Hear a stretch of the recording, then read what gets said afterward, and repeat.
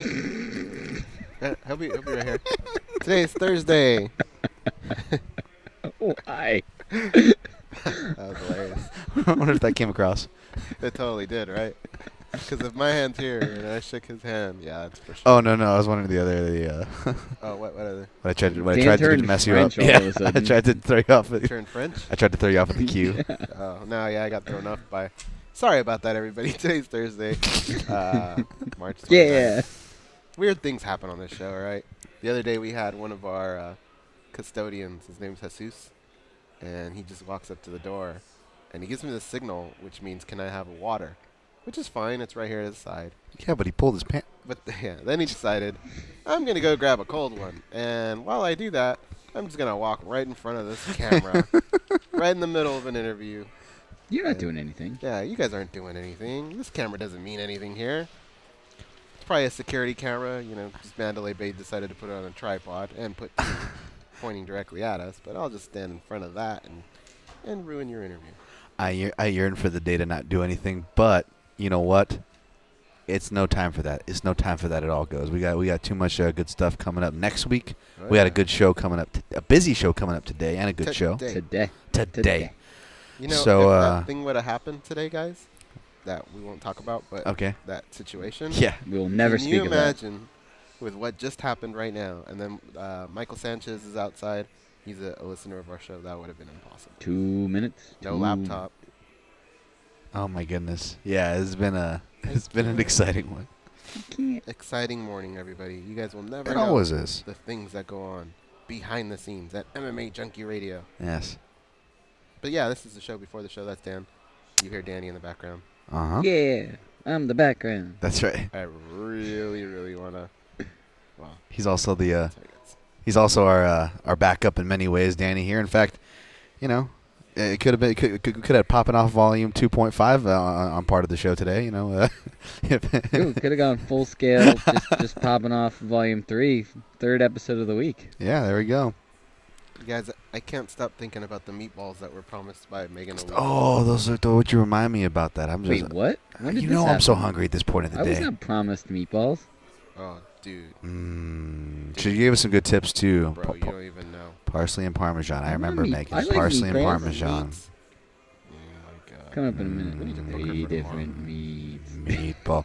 I'm gonna go to the meatball. Oh, I'm gonna go to the meatball. I'm gonna go to the meatball shop in New York. Yeah, Brooklyn. Dan, I So was good. going to ask you about this. I really want to go to one because there's a couple of them in Manhattan. We're going, dude. We're going. They just bring you like a bucket of meatballs. Yes, so right? much. No, so much meatballs, hoagies. I definitely want to go to this. Oh, they put it in so much good stuff. Oh, I'm so excited. Yeah, I want to go to one of these. So let's just do that. Root beer float. Oh, whiskey float. I mean, they have whiskey floats. Oh, right. It's so good. All right, we're definitely planning that. All right, we're doing it. definitely a Yes. meal that I want to be a part of. way too excited. Yes, way too excited. I took off my headset for like a second. I came back and you guys were, what the hell just happened? We got 10 seconds. We can't explain it. We'll tell you later. All right, coming up. Stand by.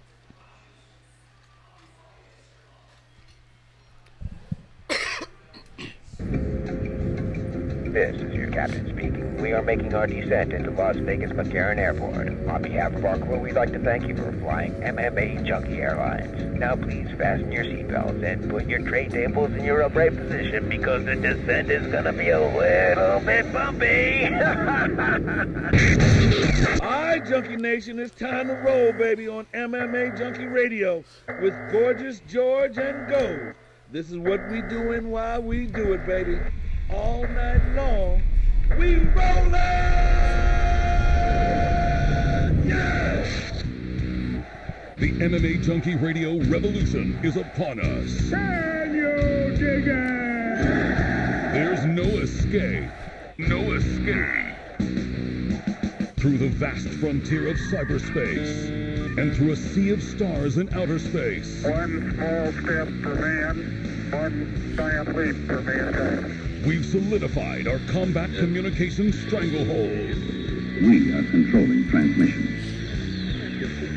With the use of MMA Junkie Radio and SiriusXM satellite radio technology. MMA Junkie Radio.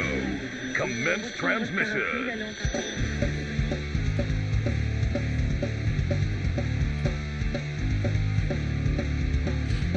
Live from MMA Junkie Radio HQ in the fight capital of the world, Las Vegas, Nevada. Here are your hosts, Gorgeous George and Goes. From the fight capital of the world inside the beautiful Mandalay Bay Racing Sportsbook, you are listening to the MMA Junkie Radio Show, the only show that matters. I'm your host, Gorgeous George. With me as always is the devious and dastardly Goes, our ace co-host. To my left, it's the fight analyst, Dan Tom, and back in New York, handling the producing duties, Danny Otto. What's up, guys? What's up? Oh, not much. How Morning. about you? Happy baseball opening day. Happy opening baseball day. Happy opening baseball day. Yeah. Give me some peanuts and Cracker Jacks. I don't really know. don't care if I ever go back. Okay, there we go. There we go. Really? Thank you. You have fun when you go No, live. when I go to a game, it is fun. That's true. Maybe because I'm not in a baseball city. Apologies to the AAA team here.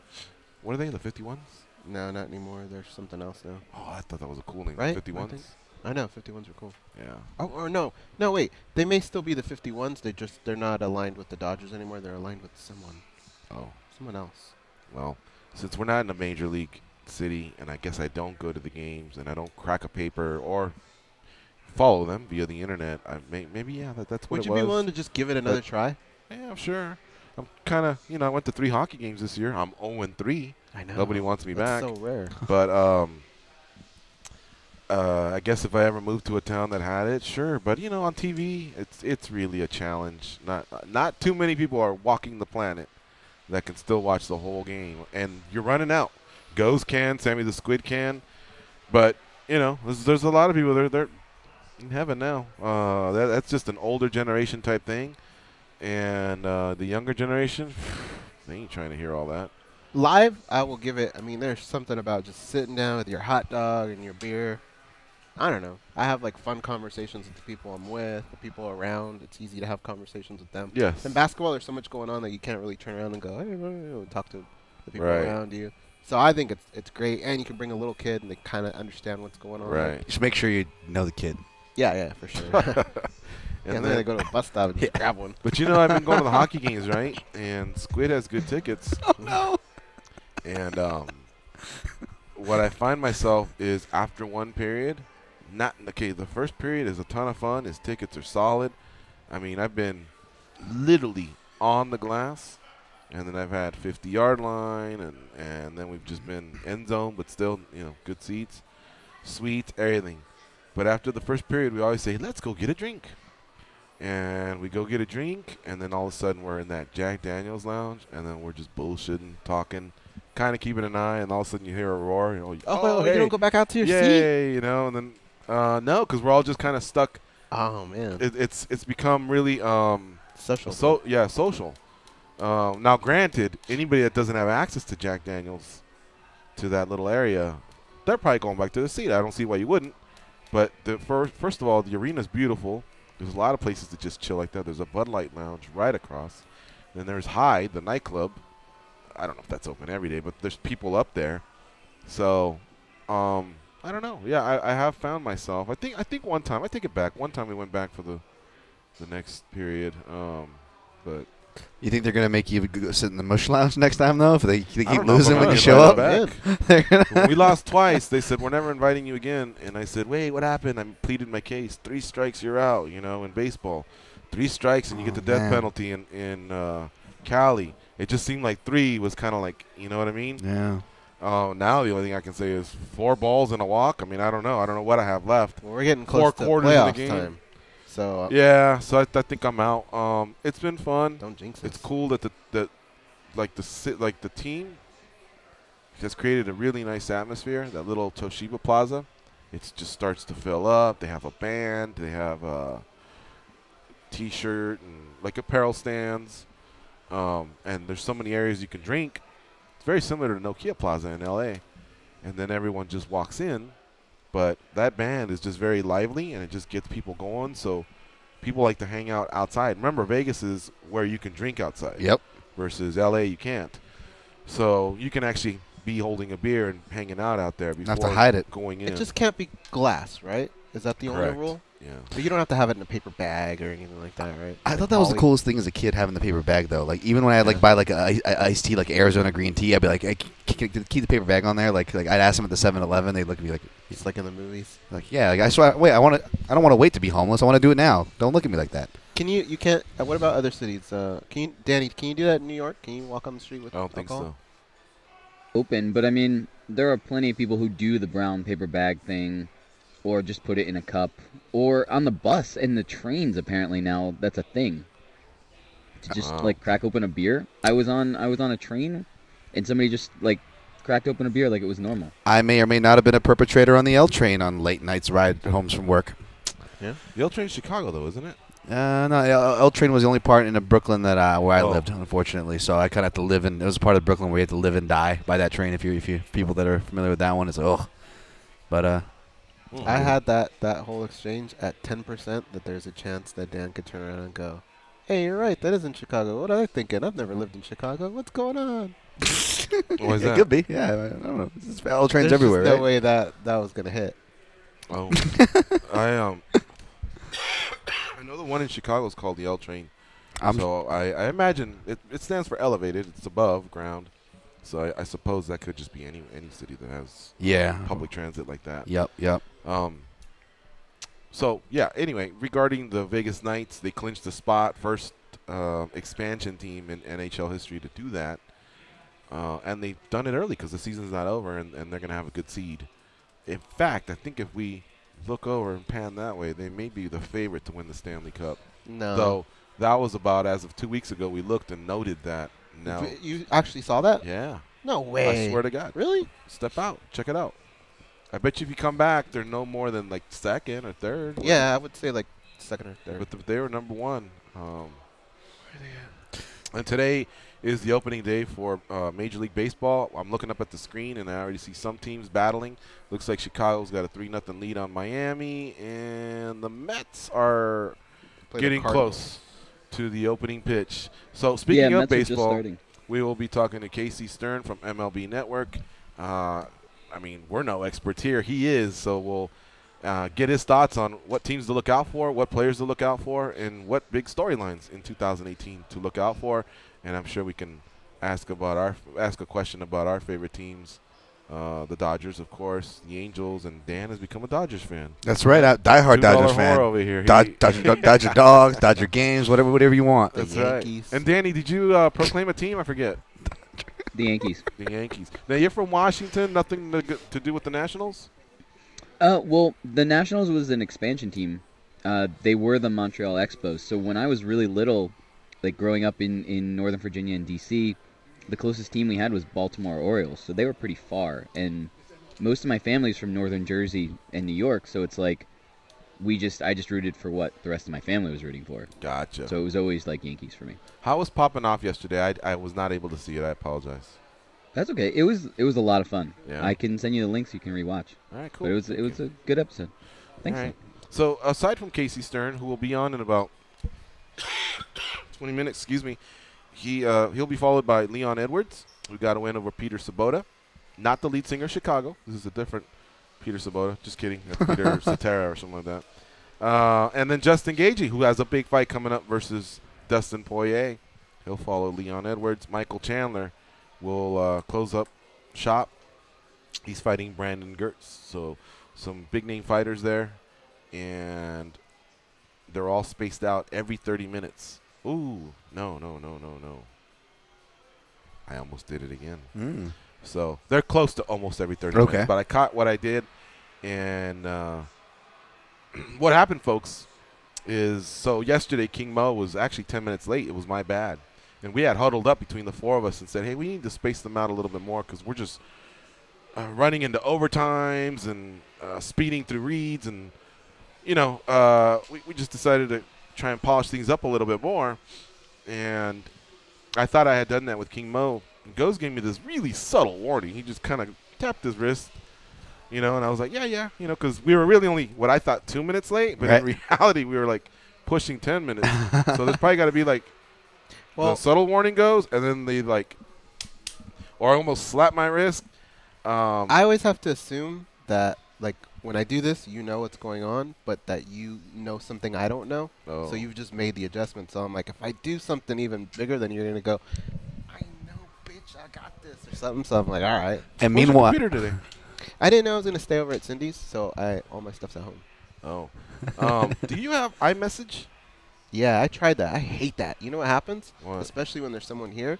The messages pop up here, and then they're looking at your messages, and it pops up everywhere, even dumb messages. yeah. I'll get something from Danny. Goes, I sit right next to you, and I can't see anything going Wow. on. They look at my screen. Sometimes, like, just, who was here this week? Megan. Somebody else. Um, Somebody took over my screen. They were actually, like, Angela. Angela was actually going through, like pushing the buttons, scrolling things up. I gave him, go back and watch that, and watch the Frank Mir face I gave him. Oh, that's He was great. just doing this, like. well, So, like, yeah, it got too dangerous. I tried it for, like, a month, and then I was just like, nah, this is dumb.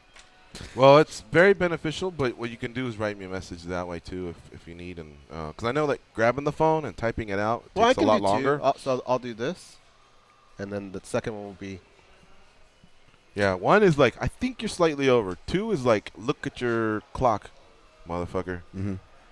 Things aren't going well. Right, right. Anyway, so we're going to adjust something here on Michael Chandler, and I'm going to give him a quick text, and I think he'll be all right with it because it's not that big of a deal, My new honestly. my new daily debate signal is this. Jeez. You know what that means? What? Double D's. Daily Double debate. D's. Nice. Makes sense. Because I've been Right. doing this, and we're not good at reading each other's lips. No, so I'm bad at reading your lips, man. Yeah. Goes and I would not be a world champion team. I'm at worse than charades. he is. I'm worse than he is because I don't think I've ever got, like, maybe out of 100, I've maybe gotten 2 of people. Where I who- go, oh, that's right, okay. Yeah, yeah, with terrible special no, I forces. the just other way look at around. him and I go, what? That's what I'm saying. The other way around. When I do it to people, nobody ever knows what I'm saying. And when I'm reading people, because people come up to the glass and they'll do stuff, I never understand what people are saying, and it makes me so That's what I'm mad. saying. I think you're a terrible charades player. Yeah. We'd be the worst The special worst. forces team. We'd be trying to infiltrate and like Oh, try yeah. to do cues. What? What? Move left. Yeah. Flank. If Goes was the FBI guy and he had the binoculars and he was spying on mobsters, mobsters wouldn't have to cover their mouths. They could just sit there and go, yeah, I fucking whacked them Yeah. the other day on 78th Street. 3 guys. Oh, man, right in the chest. What's he saying, And they Ghost? wouldn't have to, and Goes would be like, yeah, it looks like he's having I a will pastrami 100% sandwich. take that one. If I worked for Hey, the you guys New England hungry? Patriots and I were spying on the other sidelines trying to read what the offensive coordinators were doing, because they Done. probably do that too, yeah, I wouldn't know what the hell's going on. I go, yeah, they're going to bunt. I don't know. You'd be too busy stealing signs or deflating balls or Anyway, it'd be a tough job. yeah. Kind of happy New England didn't win it this year. How about you guys? A little It's bit. a little They don't New bother England me. out. Like their team isn't annoying, but whenever you start getting teams like that start creating them big dynasties, like Mhm. you know what, like Alabama is at the point where you're just like, all right, it's probably too far. But I don't know an Alabama fan that's annoying. I just know SEC fans that try and hang their hat on Alabama. Like you talk to an Auburn guy Right. or Kentucky or Tennessee or Florida, whoever, right? And let's say USC does something, and you go, yeah, what's up, Pac-10 or USC or something. USC, I'll say. And then all of a sudden, they'll say, oh, SEC's won it every, whatever. They'll make their claim Right, right. based on co-signing on what Alabama's doing. Mm-hmm. And I've never walked into a Dick's Sporting Goods or Sports Emporium or any of that and found an SEC hat. I think the only ones that wear them are the dumb refs. It just says SEC on it. Who the fuck roots for a conference? And I was okay. Everything you just said, I said about 3 months ago. Me and Rodney were laughing about this. All right, we were also laughing about people who wears an NFC jacket An or NFC something like championship? that. And I swear to God, in the last 3 months, I ran into 3 people with an SEC hat, one person with the NFC jacket, Uh-huh. and then one person that had, I think it was like maybe the Pro Bowl or something, but it just Sure, said, it like, wasn't somebody in a West. convention and has Here. to do with They technology. were all here at Mandalay Bay. And, yeah, I didn't get it. The only way it's cool is if somehow you're associated with the team and they win. They're going to the Super Bowl, and you know how they just give you hats, they put them on you, and they give you shirts, and you're like, what the fuck? And you put them on, you're like, okay, and you're holding your kid, hey, I'm going to the Super Bowl. Yeah, okay, they gave it to me, I didn't know what I was doing. But after that, you take it off, and I don't know that you really keep it. Well, it's You like- want to win the Super Bowl, or that's Yeah. it. You're one of the other 31 teams that didn't win the Super Bowl. Or- Right? or- They're all sitting back laughing because you didn't win it just like them. Or if you're gonna have like some kind of like hipster ass team, pardon my French, that didn't win or something, you got to have some kind of like shirt that's like looks super official. It looks like not like security or staff, but like looks like you have to be a part of some type of program, or when you have one of those programs just be like, I'll take an NFL shirt. yeah, they see looks pretty they see the shirt and they ask the question like, oh, was that a part of a program or a part of a like that's kind of a cool. And as far as rooting for teams go, you guys tell me with this. I don't know if the back to your question, I don't know if the Patriots fall, at least where they're at now, if they fall into this line, but.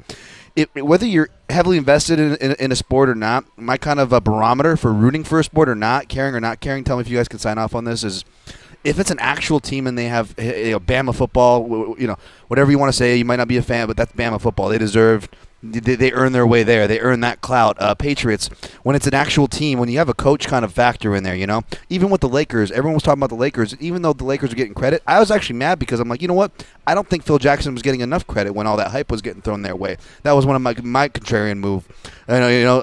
Just because I like it when there's a coach and a team melding. So when you have Brady and Belichick, I can appreciate that. Even if I'm not a New England guy, I really appreciate when you have the team, the history, and that kind of a thing. So that's kind of my barometer where I'll go, I can't hate on that. But now if you get into the thing where, you're talking about, we're talking about baseball coming up. You're talking about,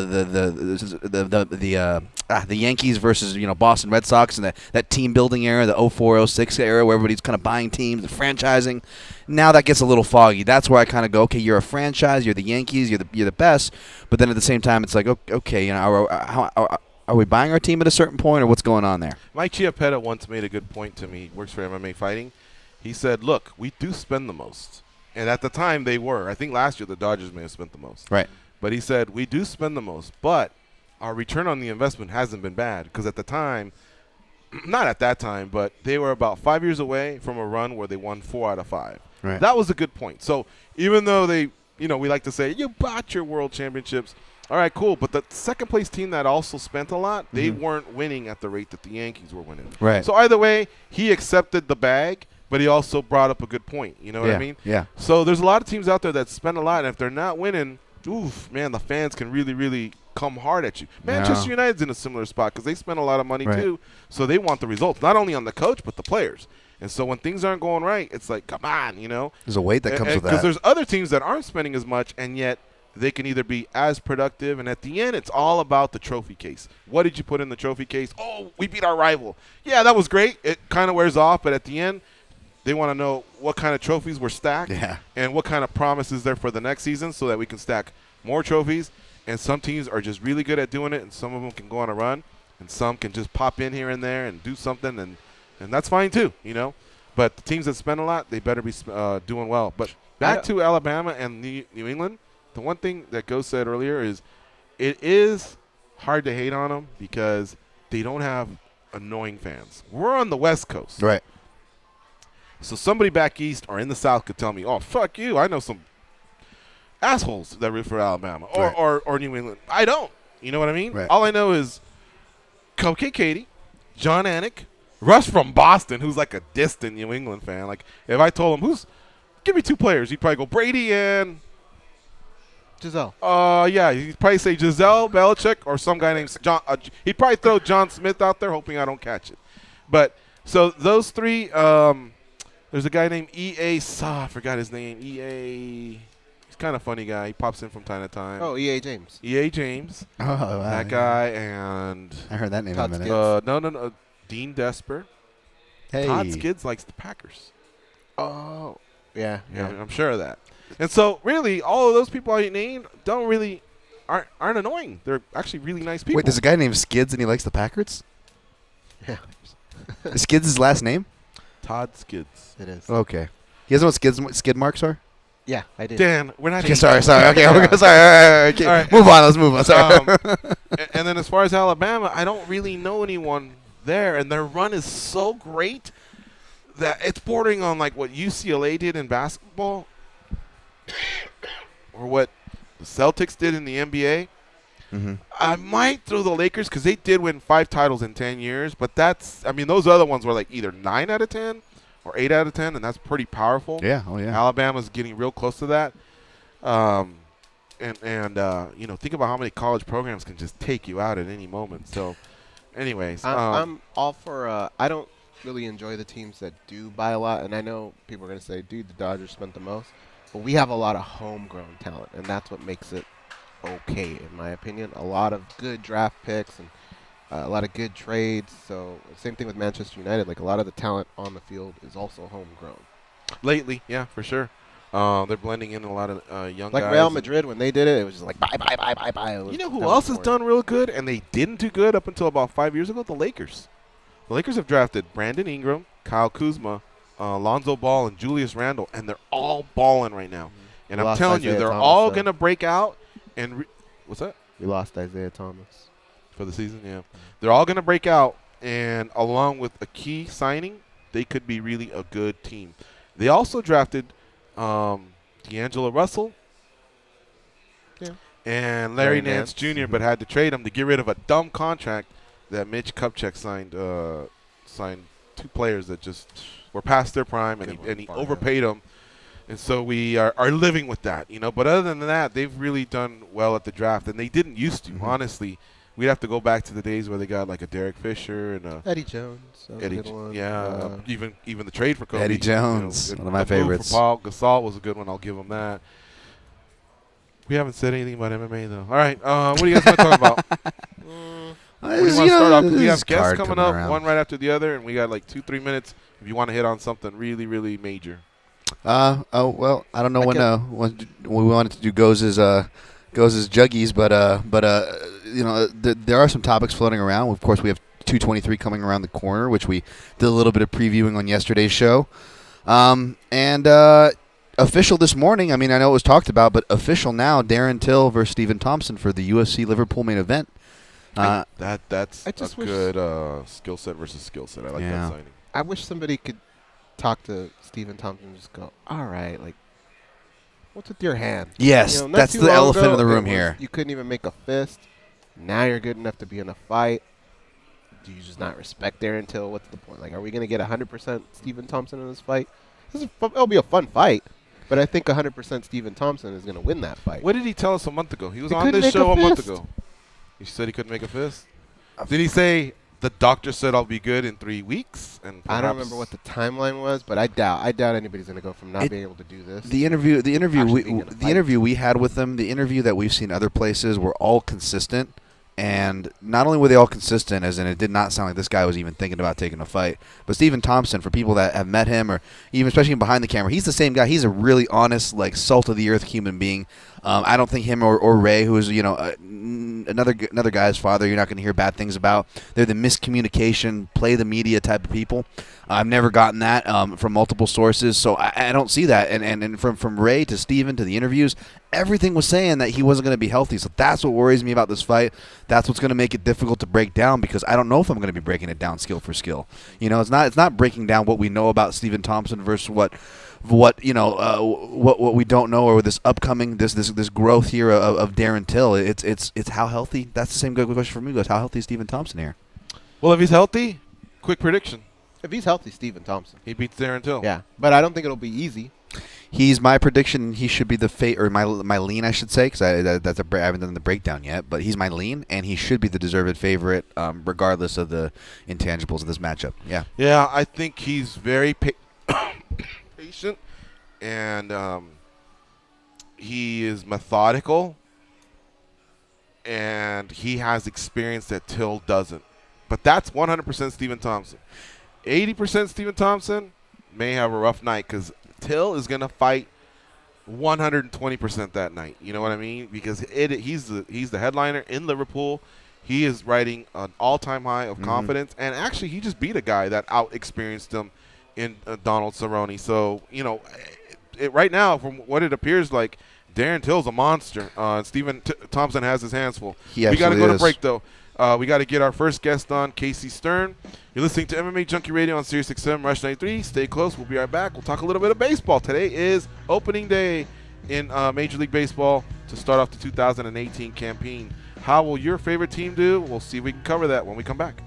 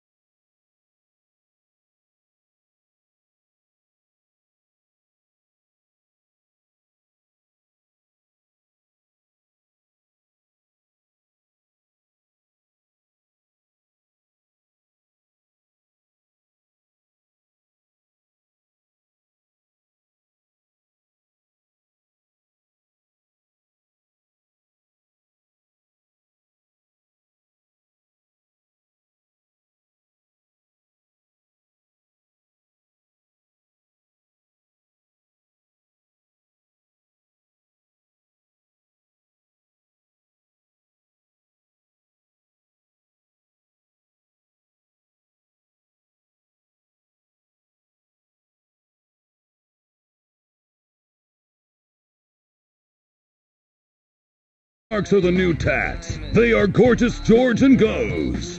It is opening day, and MLB Radio, Network Radio, is your home for America's pastime. Listen to Casey Stern weekdays at 2 Eastern on Inside Pitch, only on MLB Network Radio, Series 209, XM 89. He will be a guest of ours, hopefully, in the next couple minutes. But in the meantime, let's talk about today's daily debate question. Y'all ready to tackle this one? Let's do it. It's a simple yes-no, but I'd like for you guys to maybe expand a little on your answers. The question is, do you think Ronda Rousey responded fairly to the questions about her MMA career in a recent string of interviews? I don't think she responded fairly. I don't see anything that the interviewer said that was out of line. If anything, I thought they were kind of on her side. She just seemed like somebody that just didn't want to be there, didn't want to be asked those questions. But if you're getting paid a lot of money, things like this are going to happen. And that's not as bad as what some of other people have to do with their jobs that they don't like. Now, her reactions, the weird thing is, may actually help her out, right? Because when you go over to pro wrestling, if you have somebody that people don't like, it doesn't mean that they're not going to be successful. People actually start to gravitate them sometimes. So I don't know that it's going to hurt her, but maybe people in the MMA world are going to like her less. Yeah, you know, if pro wrestling was pitching her as the heel, I'd say so. But so far, it doesn't appear that way, and that's why I think her reactions kind of seemed out of character. Now, maybe not out of character if you've maybe been following the fine lines of her career, but it seemed out of character for those venues, and I think it was unfair to those venues who were having her on the show to help her promote the wrestling show, pretty much, for the WWE. And I don't know if that was quite fair. I feel that the questions were fair. And yeah, the responses really rubbed me the wrong way, to be honest. And I don't know. I'm hoping the WWE can maybe play off it, and you know, maybe we'll see better going forward. But yeah, as far as that goes, a vote for no for me. Yeah, and so 78% said no. Oh wow. 22% said yes. Okay. 617 votes were registered, and I don't think she responded fairly either. She should have known what she was getting into when you do the ESPN car wash. Yes, they will plug what's coming up, which is WrestleMania. Yep.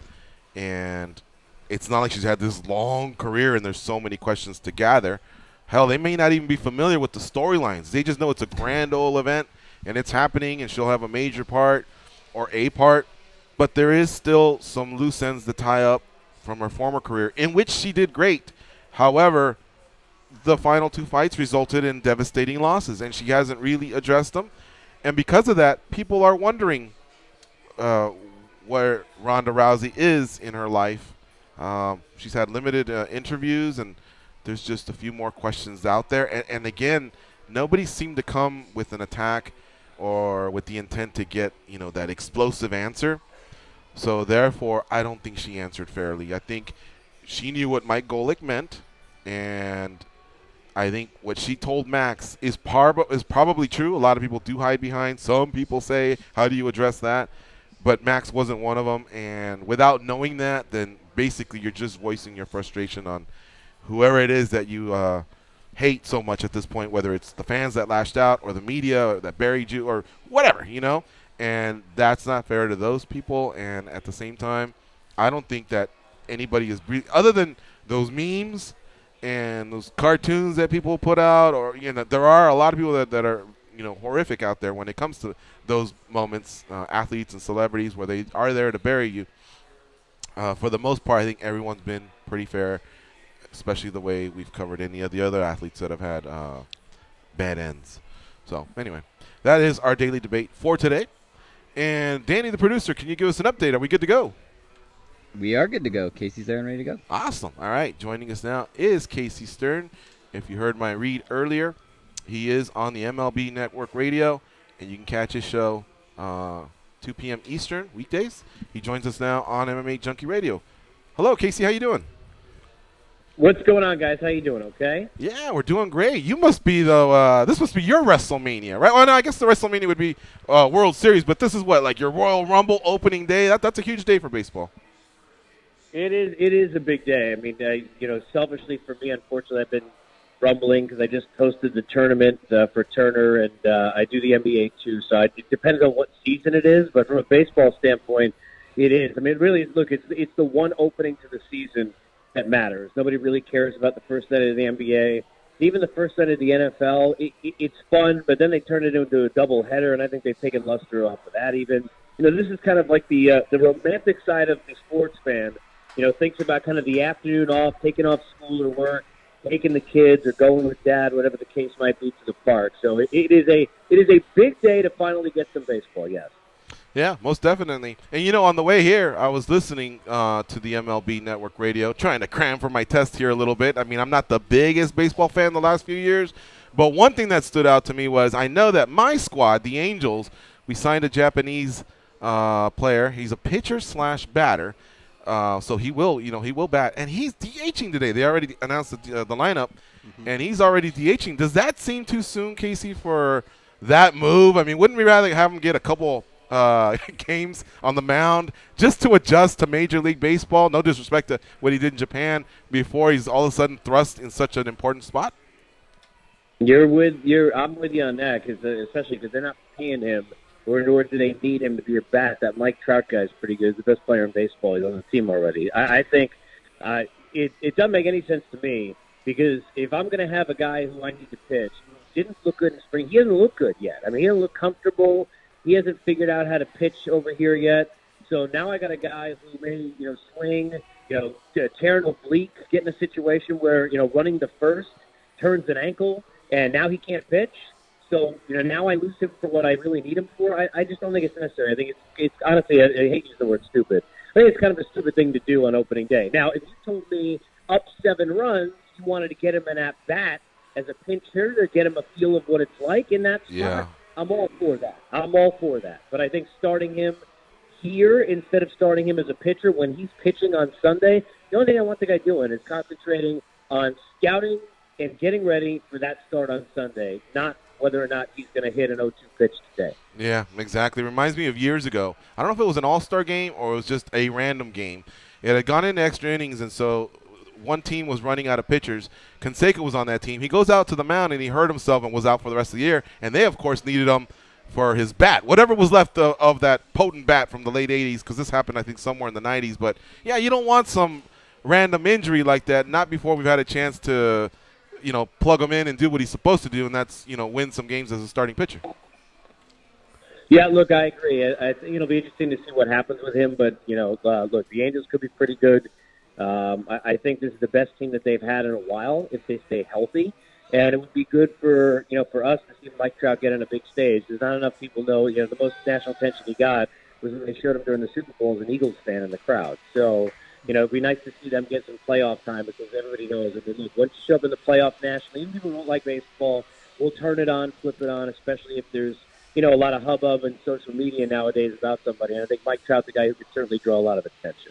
So we're just selfishly covering our teams. Goes, my co-host, he wants to ask about the Dodgers, and then we'll, of course, get into Major League Baseball, who you think is going to go and compete and possibly be in line to, for the World Series later on. But, all right, Goes, what do you got?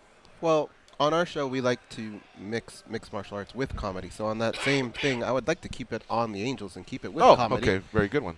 Mike Scioscia, this has got to be his last shot, right? I mean, people were calling for his head last year, and I think the team's even better.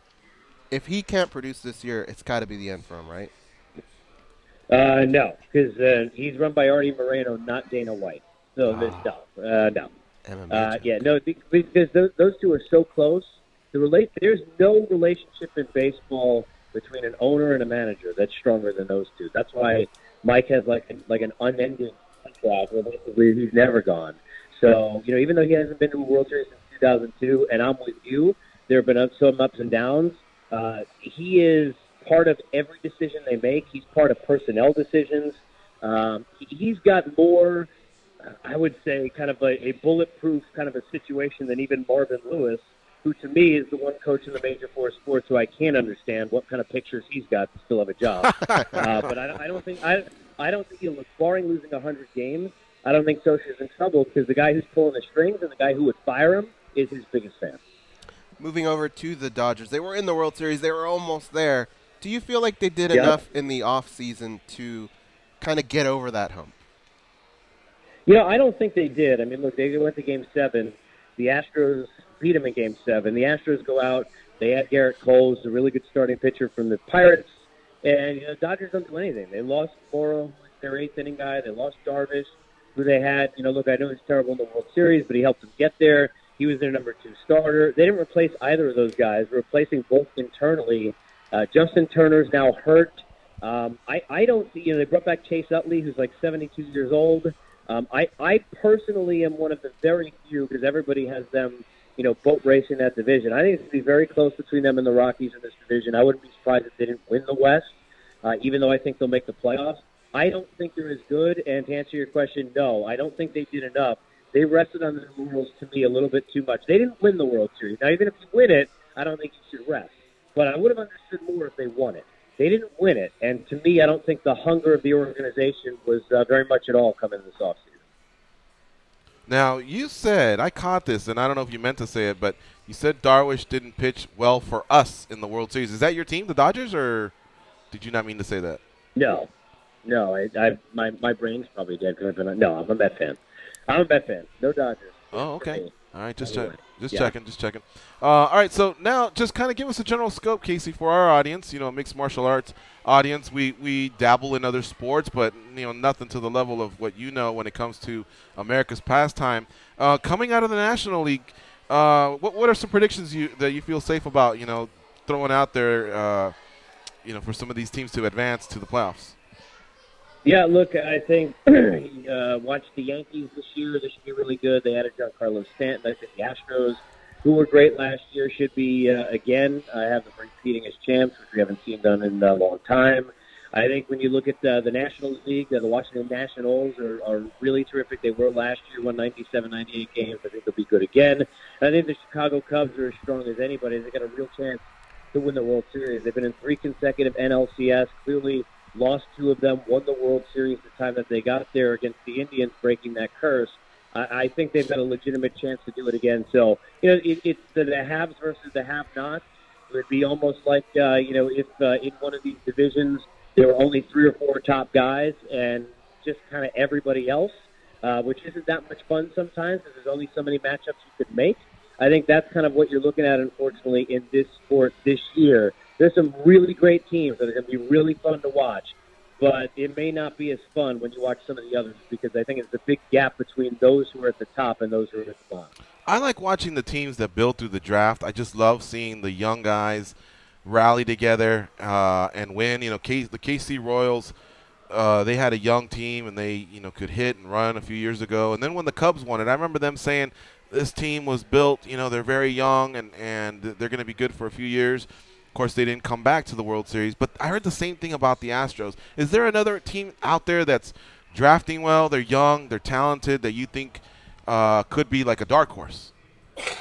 Well, I think Houston and Chicago are still early because their kids are still so young. Both of those teams have kids that are sitting there in their low 20s that aren't making any money. So I think they're going to be around both of them for a really long time. The White Sox have made some trades to put themselves in a spot where they've got some younger talent. Atlanta feels like even though they're still time away, Philadelphia is rebuilding. This is now how you do it in baseball. I mean, because of the amount of money that's shelled out and the way it is with the luxury tax and free agency, you are either there and you're pushing the pedal to try and win, or you are backtracking all the way to the beginning and just trying to take your lumps and punt. And I think that we've got a lot of teams doing that. But I think Philadelphia, Atlanta, the White Sox, there are teams a couple of years away. There's no one close to the Astros and the Cubs. They're not going anywhere. For the next 5 years, the Astros and the Cubs will be favorites to win their divisions and among the favorites to win the World Series because they have so many young players that even if there are injuries for those 2 teams, it would be impossible for them to not still be in it. That's how deep both Houston and Chicago are. Wow. Casey Stern, our guest here on MMA Junkie Radio. That's his Twitter handle, Casey Stern. You can catch him on MLB Network Radio, Monday through Friday, 2 Eastern. Just a couple more questions, Casey. We really appreciate your time. Go ahead. What's yours? Casey, I know you're an MMA fan, and in baseball, it can get a little testy out there. We see some fights, past or present. Yep. If you had to pick a baseball guy to give mixed martial arts a try, who do you think could have actually been successful? I'll give you mine first. I thought maybe a guy like Bo Jackson. He seems like he could do anything. Back in the day, throw him into a cage, I think he would have been successful. Who do you guys think? Nolan Ryan. Did you see the way he took out Robin Ventura? He had a nice little... Yeah, Nolan Ryan. choke on friend him. of mine, and Rob Dibble, was not too shabby either, or too much fun to deal with during his heyday.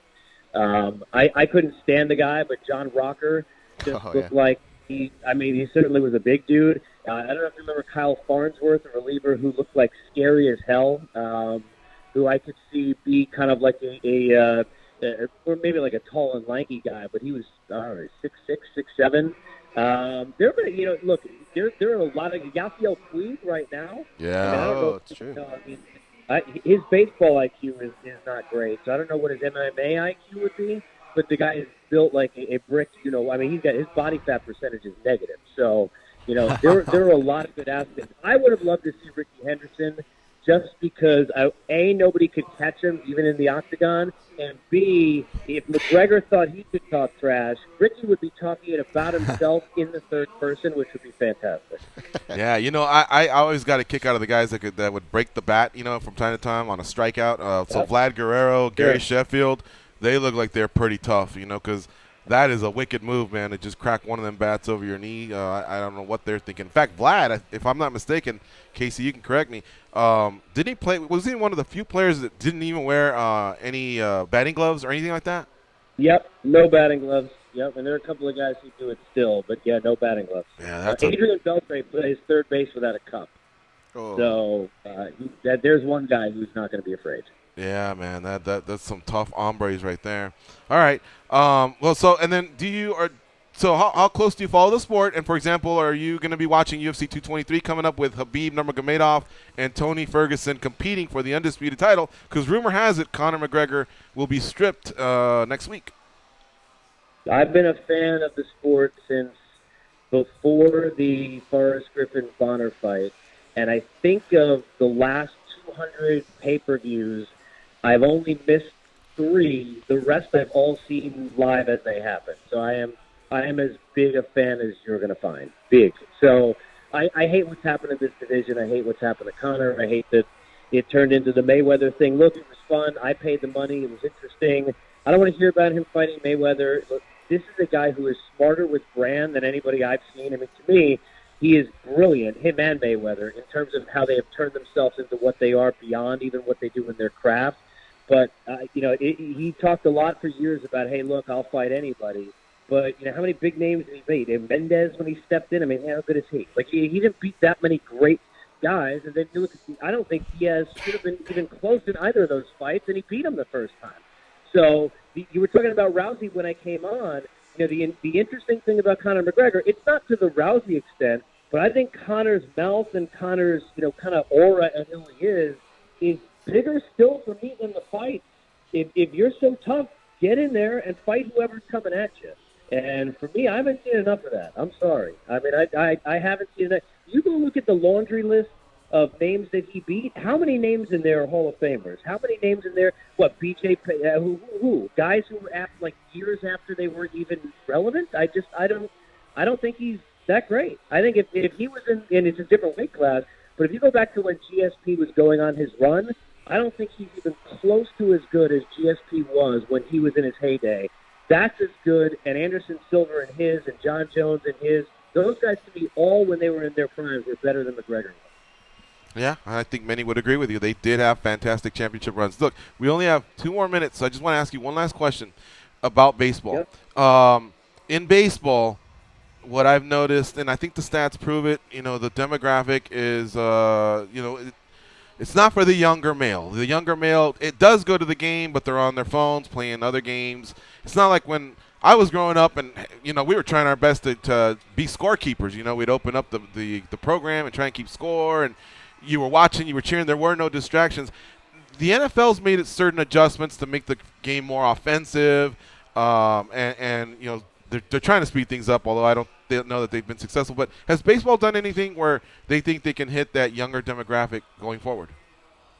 Well, they're trying, but I don't think they're doing a good enough job. I think, they haven't really marketed their players well, and I think it's unfortunate. There was ESPN had a poll a couple of years ago, like the 100 most well-known athletes in the world, and the only baseball player that was on there of the 100 was Derek Jeter, and he wasn't even playing anymore. So, I think that's a problem. And I think, one thing in covering the NBA, which I do every day, I think, that sport more than anyone else. And look, MMA, marketing is a marketing machine. But I think the NBA they've set the standard and always have. I mean, the way they deal with apparel, the way they are marketing their players, they get involved in absolutely everything. You know, we just had they had the March of Our Lives all over the country. You've got Carmelo Anthony and Dwayne Wade and other players out in these cities talking to kids, flying out away from their schedule, all of that. And look, the NBA they know how to reach everyone in all the different facets, not just technologically.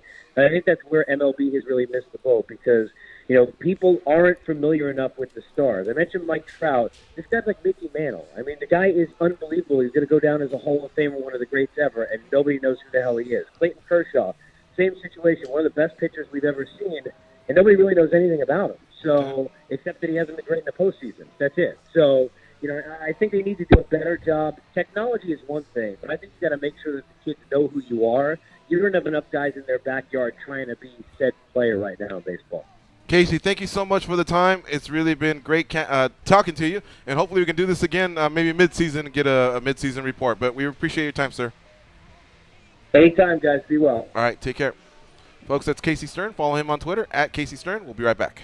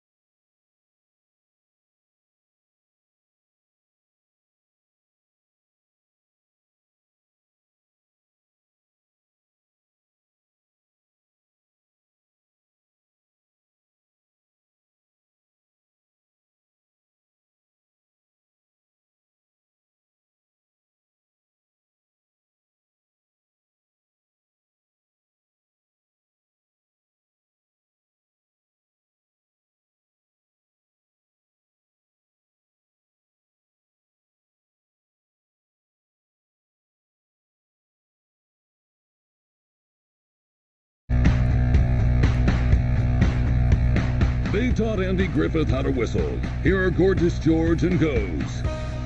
Get the radio channel numbers for MLB, NBA, and NHL games sent directly to your smart device. Go to SiriusXM.com/sportsnow, then click Add to Calendar.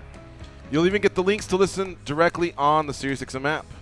Marco from Waco, you got about 45 seconds. What's up, buddy? Marco from Waco, brother. Baseball. ¿No te gusta? There is one guy that played baseball that is pretty good at MMA. His name is Stephen Mioch. So there you go. He never played the majors. Yeah. Hey, real quick on Ronda Rousey. I know the Golic interview was awkward. I know the Max Kellerman interview was awkward. But let's be fair. The long extended interview she did with Brett Akamoto was actually pretty interesting and pretty insightful. Yep, and I agree. Brett was able to build rapport with Ronda. She was in a relaxed environment. and it was a much better look on Ronda Rousey on that interview than in those 2 or 3 minute freaking little snapshot she got on the car watch on ESPN, bro. So let's go and That's check a good out point. the ESPN interview with Brenda Nakamoto, guys. That's a good point. Thanks, Marco. All right, good job. That was a great call because he stayed within the 45 seconds I gave him. And he's right, Brad Okamoto. We'll retweet those links. I think it's even on our site, so you can just go there and check it out. I still would like to see a little bit more out of her, but it's a nice start. All right, folks, when we come back, we'll talk to more fighters. Stay close. It's MMA Junkie Radio on Sirius XM Rush 93.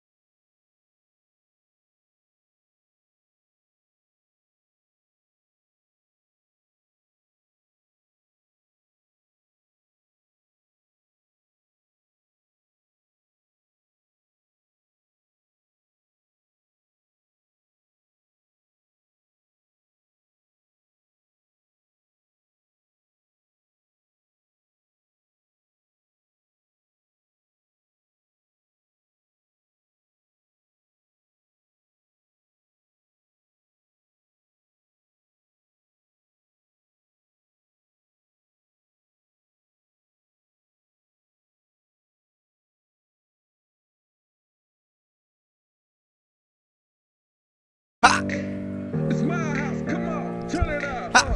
Hear a knock on the door and the night begins. Cause we've done this before, so you come on in. Make yourself at my home, tell me where you've been. Pour yourself something cold, baby, cheers to this. Sometimes you gotta stay in, and you know where I live. Yeah, you know what we is. Sometimes you gotta stay in. Welcome to my house, baby, take control now. We can't even slow down. We don't have to go out. Welcome to my house. Play that music too loud. Show me what you do now. We don't have to go out. All right, we're back on MMA Junkie Radio. We do this show 5 days a week, Monday through Friday. Next week we'll have 2 days off. We'll explain that here in a little bit. We have our guest waiting. That song right there, Dan. Yeah. Where does that song play in your life? In other words, when I walk into Texas State, Brazil, this would be my walkout. Okay. How about for you? I can't get my head. Carolina? Well, probably that. But I just the picture looks like Rogerio de Lima, the UFC fighter. So I just picture that guy. Anyways. All right, so we got our next guest. You know, I thought it was a 5-minute break. I keep forgetting that was the top of the hour. So I'm cruising back. You guys are talking. I'm like, dude, you weren't even close. That song's like almost over. All right, and this is an international call. So thanks to our friends at SiriusXM for being able to patch through Leon Edwards. Leon Edwards is now 15-3. All right, in the UFC alone, he's 7-2.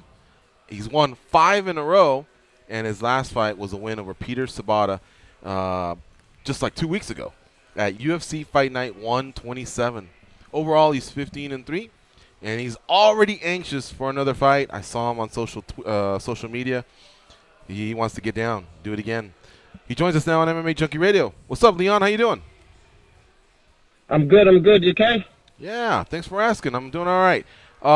Looks like that win happened two weeks ago, and you've already licked your wounds and got some rest, partied a little, had some bad food, and now you're ready to get down again. Exactly. I was ready to go. I called up Darren Till after my fight. I was ready to go again at Liverpool. But they announced today that they gave in one Wonder Boy, so I feel like I'll wait till July now and push for another top 10 guy. Right, but can you still fight at Liverpool and just fight somebody else, or are you really focused on Darren Till? It was a top 10 guy, so whoever in the top 10, and at the moment, everyone in the top 10 is already booked up. So for me to take a fight now, it will be like another random fight. So I'll wait till July and see how the division plays out and push for either Cowboy or Masvidal in July.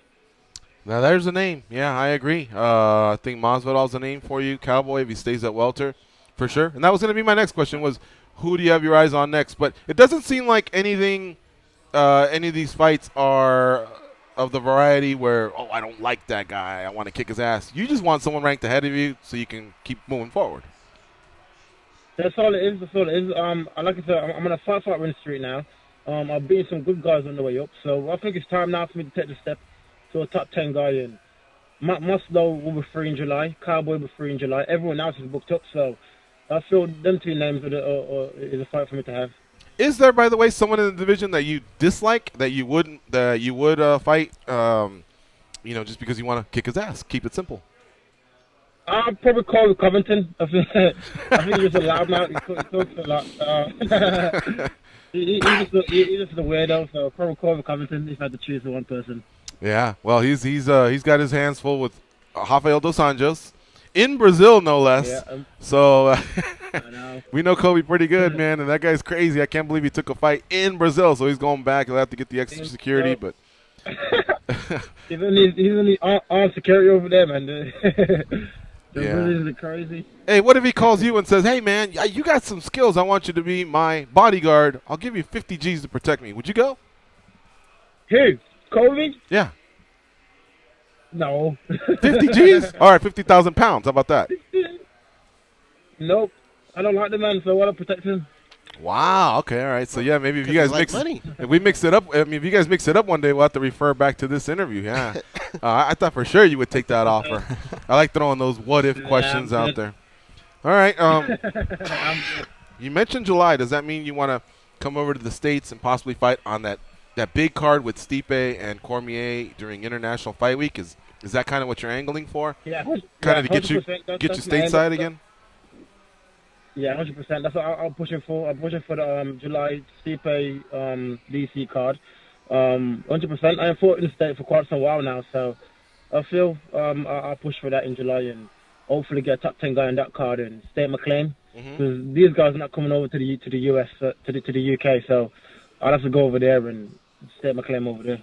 Yeah, all of your fights have been in the UK or Europe, or at least your last 5 since the loss to Usman. Yeah. Now, look, we can probably spend a lot of time talking about Tumanov, Barberena, Sabata. Those are some really good fighters that you beat, and we all get it. You're a badass, right? But I do want to focus on that one fight with Usman.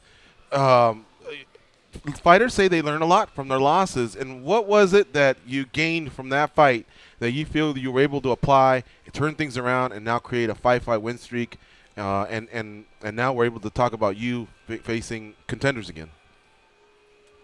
I feel for that fight, I learned that I need to believe in my team, believe in my surroundings, and I don't need to travel like before. I was traveling back and forth from here to America, and as now I believe in my team, I believe in my coaches, I believe in my training partners, and it's all working out for me now. So I think I do all my camps now in the UK with my team, and I think that's me for now. I don't feel like I need to travel as much as I did before during fight camps to do my camp in America. You know what I mean? So I think that's the main thing I took away from that fight, just to believe in my team and believe in where I'm coming from. So it's paying off so far. I'm on a 5-fight win streak. It's doing good, so it's paying off. Leon Edwards is our guest here on MMA Junkie Radio. And I wanted to ask you, Leon, when I think of athletics and athletics pertaining to combat sports in the UK, Brazilian Jiu-Jitsu, I know there's a lot of people out there that can help somebody who's starting from day one. Boxing, heck yeah. You guys got the heavyweight champion, for crying out loud. There's a lot of boxing history in the UK. Strength and conditioning, of course. I mean, I'm a big follower of Manchester United and a lot of the athletes that have come out of the UK. So I know strength and conditioning, there's plenty of expert people here. But you know what I'm getting at. How about the wrestling? Is that basically the one thing? Has the UK caught up, or have you imported enough great wrestling instructors or former wrestlers that can keep you guys' game tight? Yeah, 100%. As you can see from my last 5 fights, I've out-wrestled all these guys. That's from America, and they're meant to be some big wrestlers. So 100%, I feel the sport has come on in the UK over the last 5 years, leaps and bounds. So I don't feel like we don't need to travel no more as much as we used to get the wrestling droves. Or we've got everything needed. We've got wrestling, we've got jiu-jitsu, we've got great boxing coaches, Thai boxing coaches. So I feel we've got everything we need here, and my work is proving it. I don't need to travel. Mm-hmm. All right. Goes, what do you have for Leon Edwards? Leon, right now, a time where you don't have an opponent, like this time that you spend, how much time do you spend actually looking at the current champion and possibly even formulating little game plans or training for him? I just work to better myself. I don't really focus on an opponent individually, because then you start morphing the game around him. So now I'm out training camp. I'm just focused on getting better every day and improving my skill set every day, and just keep chipping away day by day. So when the time comes, I'll dial in and whoever is the champion at the time, and we'll go from there. But at the moment, I'm focusing on training, getting better, and improving. 5 fights in a row. That's very tough to do in that division in the UFC. When you talk this over with the UFC brass, with your managers, what do they feel like? Like, what would it take to get that title shot? Do you feel like it would be 2 more, the right opponent, 1 more? Like, where do they tell you stand?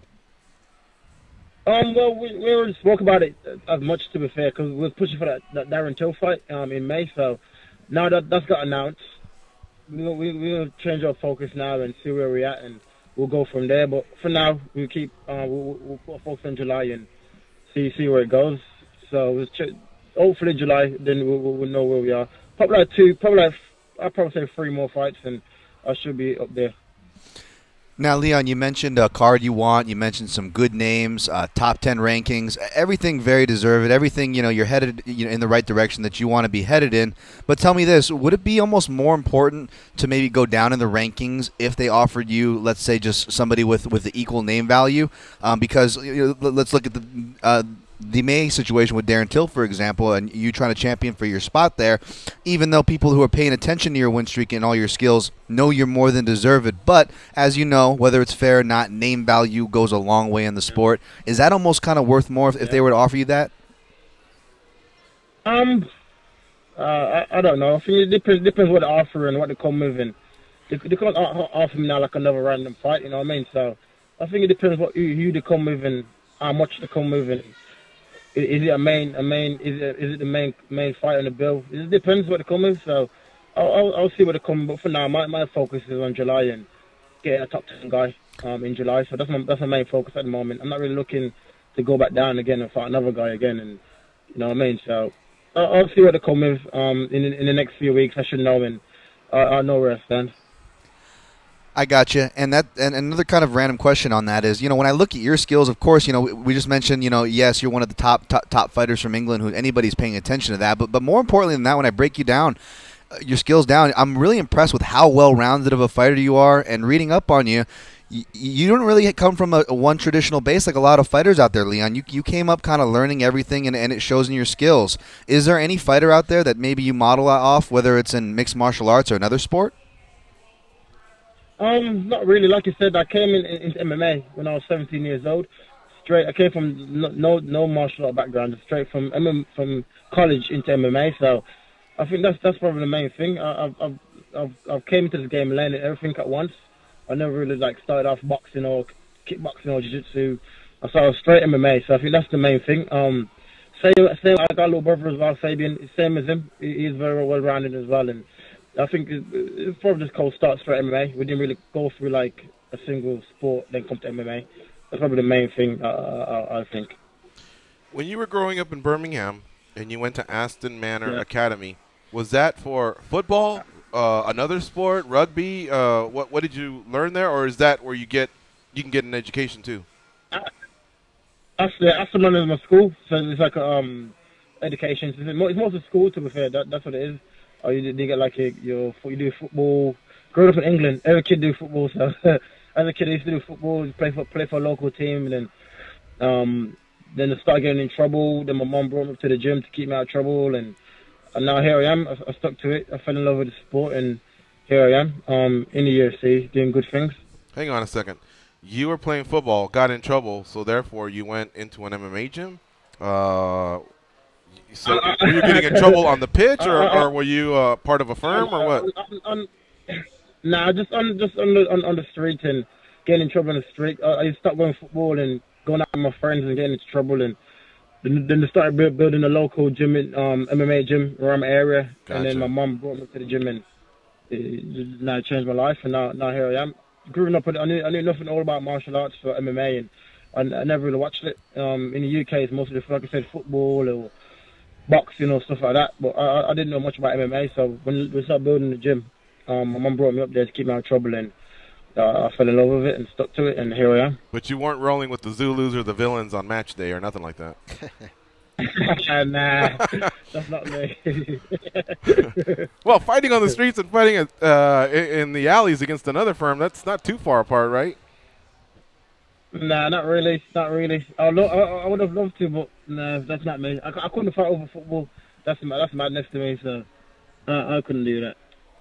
They say those guys that do fight, the rush from the buildup of match day to getting into their squabbles and all that, it's a rush that's even greater than a drug, which is the same thing I hear from sometimes combat sports athletes, especially MMA fighters, getting a knockout, man, it's a rush that can't be duplicated.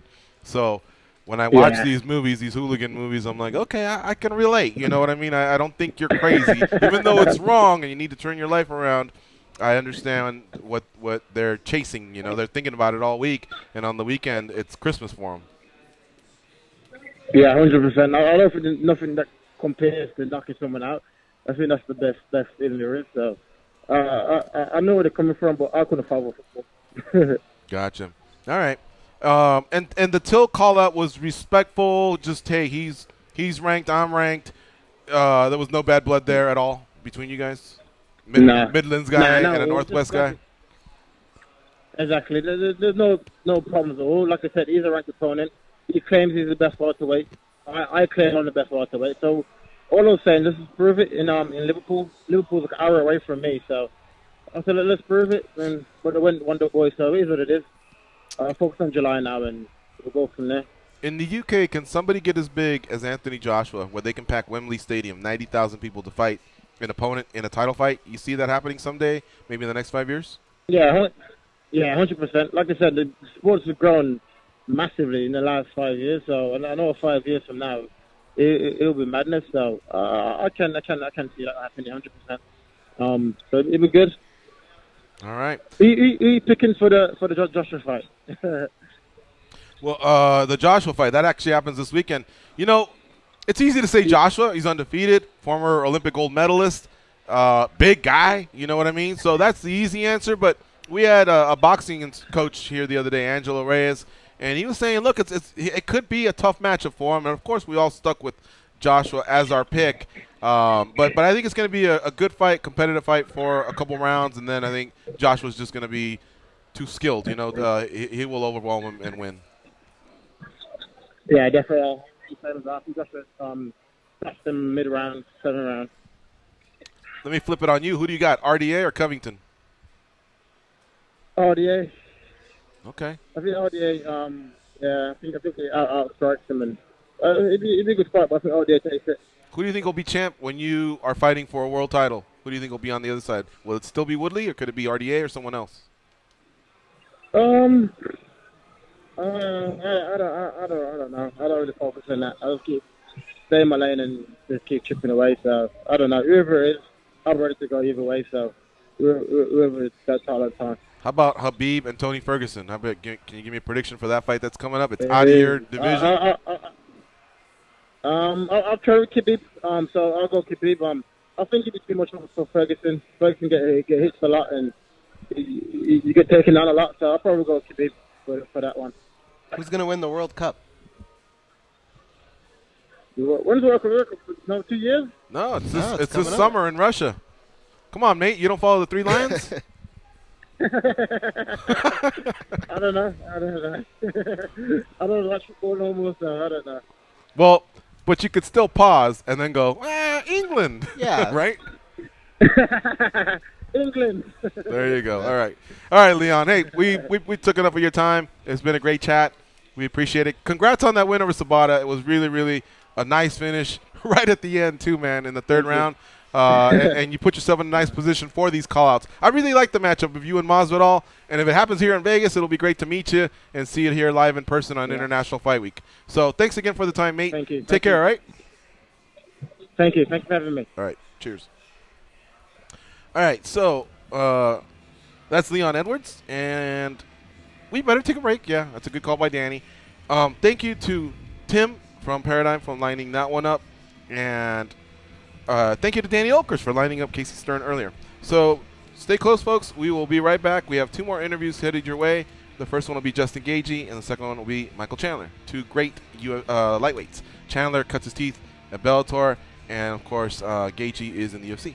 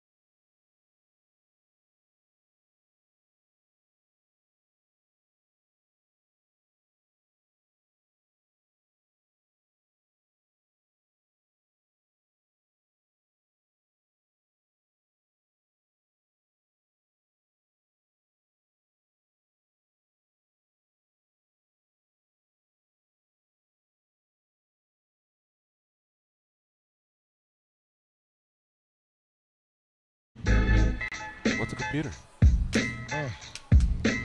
Hey, idiot! Yeah, you. Can you please tap that rather large fellow on the shoulder and tell him it's time for more MMA Junkie Radio with Gorgeous George and Goes? Thank you. It's opening day in Major League Baseball. SiriusXM Sports is celebrating everything we love about America's pastime. Every show on every sports channel is sharing their favorite baseball memories and discussing the biggest storylines heading into the season. MLB Radio Network Radio's coverage is underway on Sirius 209, XM89, and on the SiriusXM app. All right, we got to move on to our next guest. He's a UFC lightweight. He's got a fight coming up on April 14th in Arizona versus Dustin Poirier. That fight card is UFC on Fox 29. They are the headliners. Justin is from Arizona, so he's the home state local there. He lives in Colorado now, but he will get a ton of support. In fact, Goes has gone down to Arizona to watch this guy's fight, and you said that he brings a mob, right? Dude, you got to ask for permission to make noise in that group. I mean, there's a lot of them. Yeah, I cannot wait to see this fight. He joins us now. It's the former WSOF lightweight champ, Justin Gaethje. What's up, Justin? How you doing? I'm doing great, man. Just got done getting some wrestling in. How you guys doing? Doing good, man. You gonna watch WrestleMania in a few weeks, or are you into that, or does it stop with just you liking collegiate? Yeah, I won't watch. I haven't been too interested in much lately, but yeah, sometimes I do. I get into the storyline every now and then. All right. Justin, you know, we had you on the show a lot, not just in the UFC days, but going back to WSOF. You always seem like you were at comfort with one day someone's just going to get you, and that'll be that. You never really felt like, oh, yeah, watch me, I'm going to come in and retire undefeated. Do you think because you kept that attitude and now that it eventually happened, you were just able to deal with it and move on better than others? I mean, I guess so, but you know, when I said those things that clearly pointed to the fact that I was already, you know, in a different mindset than a lot of the guys that had lost or would lose. You know, I've said it many times. I've lost in wrestling. I've lost to turds I should have never lost to because I had horrible nights, and then I you know, I won a tournament with 109 kids because I bet my mom I would get a tattoo if I won. So it was like, you know, just crazy self-belief. So yeah, I mean, you know, you control your emotions. That's one thing you control, and you know, win or lose, you have to be content with your performance. And I gave 100%. I left nothing in there. I have no doubts in my mind that I tried as hard as I could and gave everything. So yeah, I am content with it. What was the tattoo that you got when you won that wrestling tournament? It was a cross on my right arm. Wow. How much did that cost you? I don't know. It almost cost my parents their marriage. Oh, wow. I was going to say, if it was really expensive, were they at the... My mom was so against tattoos. No, my mom, like, you know, diehard, very religious, Catholic religion. Tattoos are not something that she was proud of, and my dad was never allowed to get one, and then I bet her that. We were looking at the bracket, and I was like, Mom, if I win this, I get a tattoo. I'll bet you. And she's like, okay. So then I was like, all right, like, game on. And then I ended up winning, and my twin brother had to get one. I was like, well, you know, I won, so he's my twin brother, he gets to get one. And then my dad ended up getting one with us because my mom was like, well, I can't, you know, have my kids have one and not let my husband get one. So it was funny. Wow. And, you know, going back to that exchange, you said it, Mom, if I win, I'll get a tattoo. She said, haha, okay. Almost like she dismissed your chances at beating 190 kids. No, it was 109. Yeah, no, well, the bracket looked, you know, looking at it with your own eyes, it looked just ridiculous. And I had never, you know, won a tournament like that. But as soon as that was a huge life lesson for me. When she told me that, and I, you know, believed that, you know, that after that tournament, I always told them, you know, tell me I'm going to win something, even if you're not going to give it to me, so I can trick myself, you know. So every fight, you know, is for something. It's for something huge in my life. Were there rules with the tattoo? Like, in other words, you couldn't get that Mike Tyson tattoo right on your face? Like, did she say, hey, it's got to be this small, or it can only go here? No, I don't. Like I said, she dismissed it, so she didn't outline any rules at the beginning. Wow. Even a strict Catholic mom, like, you can't be Yeah, You we can't went be out tattooing to Punctious Pilot what is rules that? or something like that, right? What is the mall in I think it's Phoenix, where there's like castles and coasters? Not sure. You tell Is us. that out there? Well, we're in Vegas. Shit, I don't know. Yeah, I know, but you're close to Phoenix. You should know. 5 hours away. Are you going to this fight? I'm tempted. Good I'm question. Very tempted. It Goes doesn't has take done long it to get before. there. Goes I've actually done it. went to your WSOF fight against Palomino because he knew it'd be a good one. We'll be coming Yeah. back from And visiting he the knows military. You're fucking up if you're not coming to this one. Oh man, that's some pressure. And you know, Fox cards are very affordable. Like you can get a really good seat for about $200. Sometimes it's less. I should have looked and seen what their ticket pricing is for this one, but Poirier and Gaethje. I mean, how you can't be more down for a fight than that one. Mm-hmm. So you know what? It ain't gonna be if you're too not tough to making a twist my 5-hour arm. trip, I don't know if you're a fan of MMA if you can't drive 5 hours to see that. Yeah, That's he's a good putting a lot of point. pressure. That is a lot of pressure. All right, let me turn it over to these guys. Goes, what do you have for Justin Hey, the Gaethje? best seat in the house. The best seat in the house is on TV. Well, all right, he kind of gave No, us don't an change out. your tune. You had me. You had a throat. You had a blade to my throat. You had me against the fence. I was close to buying my ticket. Now you just gave me an out. I'll give you an out. Hey, it's your loss. I don't care. I'll be there. All right, Goes, what do you have for Justin Gaethje? Hey, Justin. So George pretty much said it all. It's very, very easy to sell this fight. You and Dustin Poirier. The one thing that I kind of like about it is whenever anybody talks to Dustin, he makes it very clear, without really being disrespectful, but he makes it clear he feels like he's the guy who's going to have his hand raised and move on to a title shot. Do you feel like maybe, does that bring out another gear in you? And do you feel like he could possibly be overlooking you in this fight? Oh man, he's such a veteran, and he's been around so long.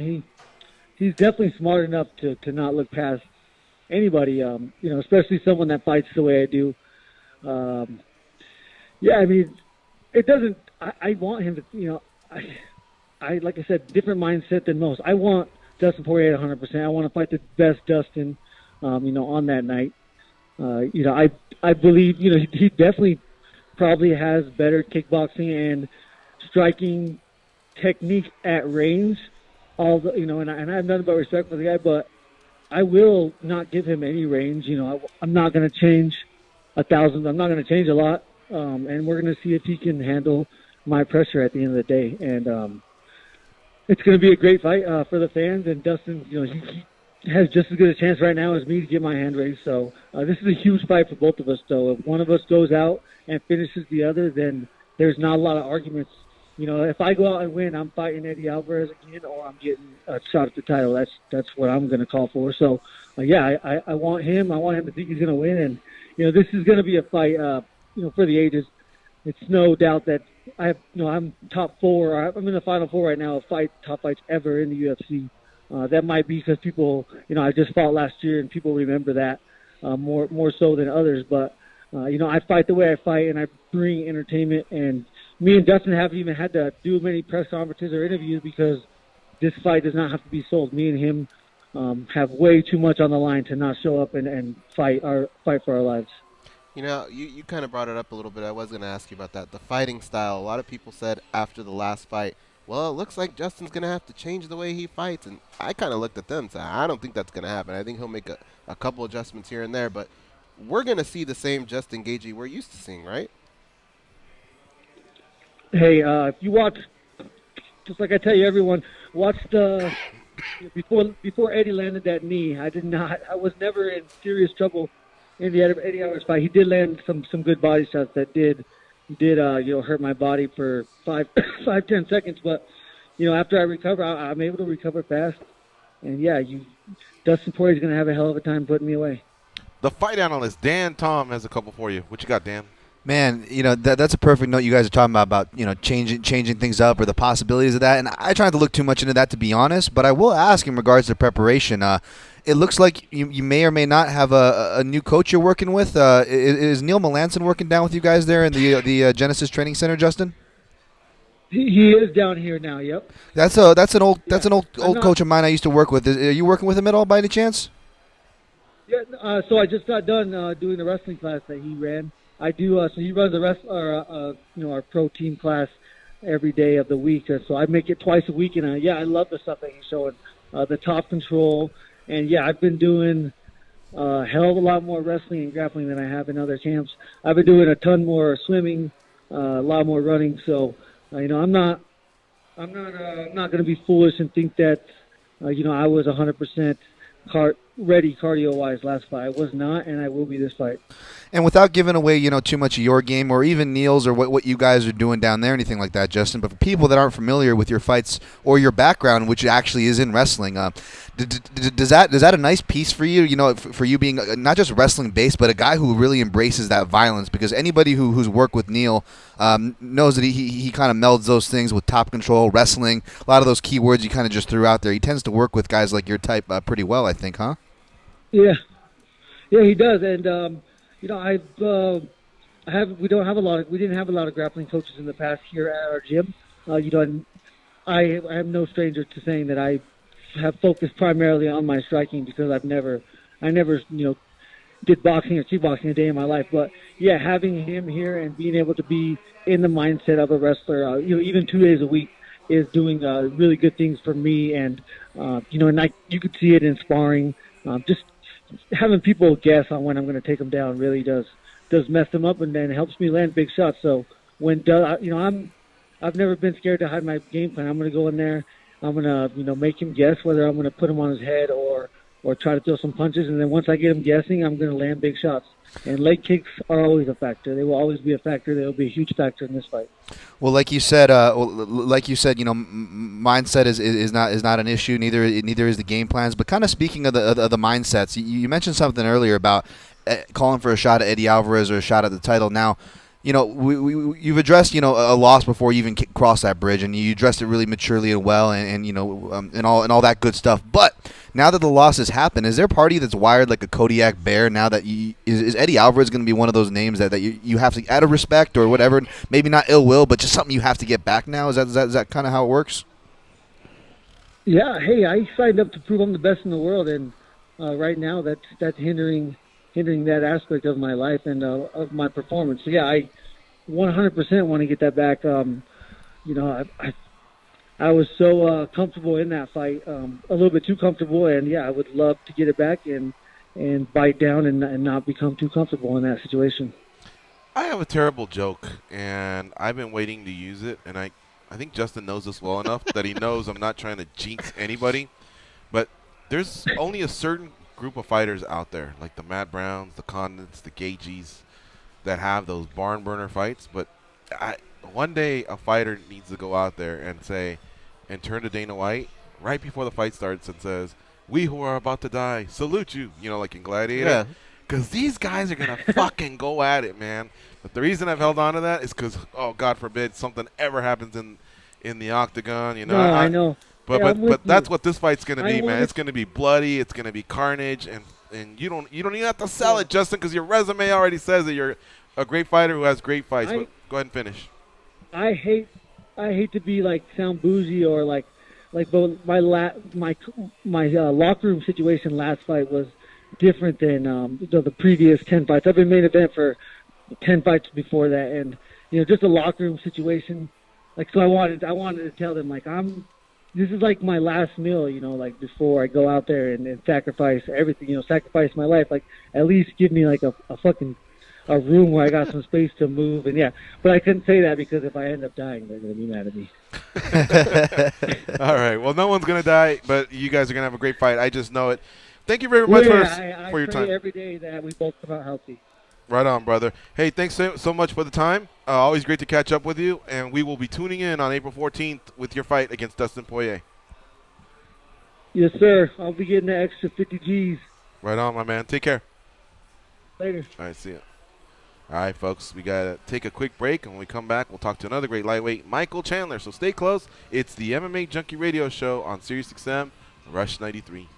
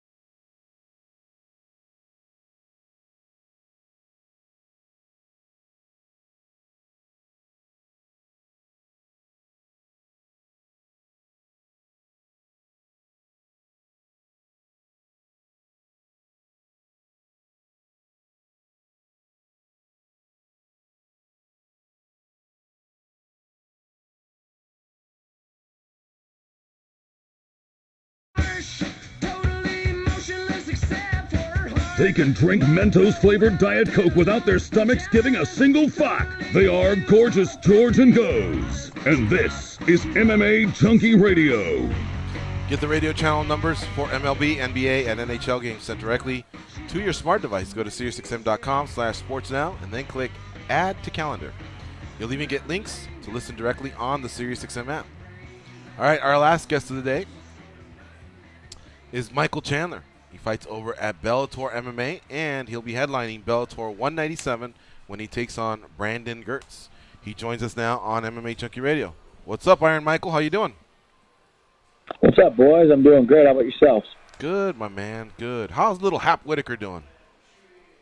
Dude, he is the man. He is walking around, talking, walking, just growing up like crazy, man. So it's awesome. When I was trying to book you, you had talked about some travel, and I know you go to Florida to train with Combat Club. I think that's what they're still called, with Henry Hooft. But I also know that another close coach of yours is Neil Melanson. So have you been able to travel to Colorado too, or is that just the coach you're not working with this camp?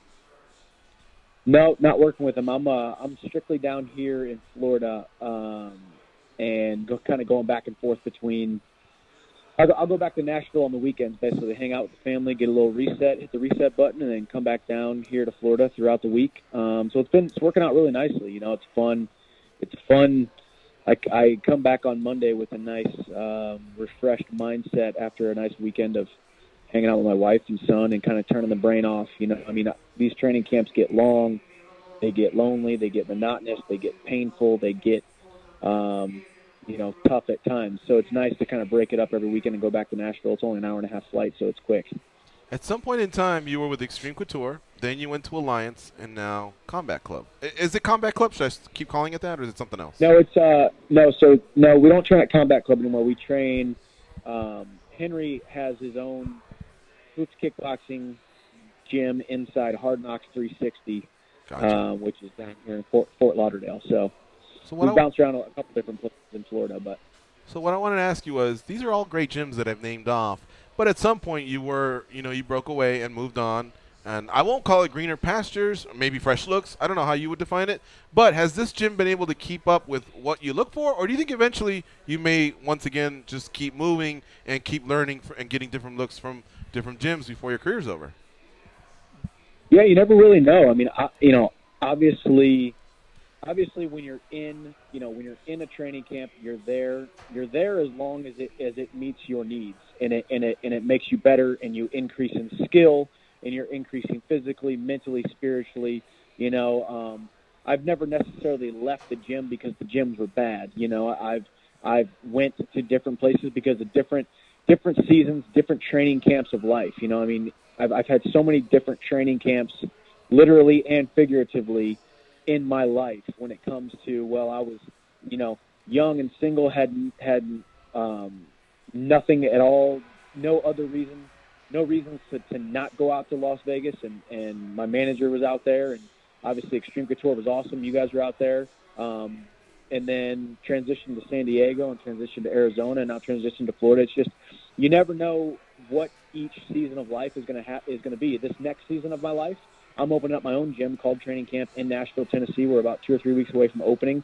We're going to have 3,000 square foot of mat space, 3,000 square foot of fitness area. It's like a dream come true for me, and it's a perfect gym for me to be training out of most of the time. And then I'll come down here to Florida to continue to train with Henry and all these great training partners. I don't think there's one specific right way to train. You look at Frankie Edgar. He's been at the same place his entire career with Mark Henry and Ricardo Almeida. And then you look at other people who have bounced around like myself. There's different strokes for different folks in this sport, and really all you can do is focus on yourself. This is a team sport a lot of times when you're going to these different gyms, but this is a bunch of team of individuals, and I'm not in the business of worrying about anybody else besides my wife and my son right now. If you aren't helping me provide for them, I don't really have time for and that's kind of where I'm at in this training camp of life. And this is down here in Florida is the best possible scenario for me to be training at, and I'm getting better every day. I'm excited to go out there and perform in a couple weeks. Michael Chandler, our guest here on MMA Junkie Radio. He will be performing in a couple weeks against Brandon Gertz, headline bout out in the Midwest, where he's from, St. Louis. Dan Tom, what do you have for Michael Chandler? Hey, Mike. Good to talk to you again, of course, and good to hear that everything's going well. With the move of Nashville, something you're gearing up for. But how is that otherwise? As far as You spoke earlier working with Henry and being away from Neil, but as far as like ground wise and wrestling wise, who are we training out for that? Is that out in Nashville? Is that in Florida?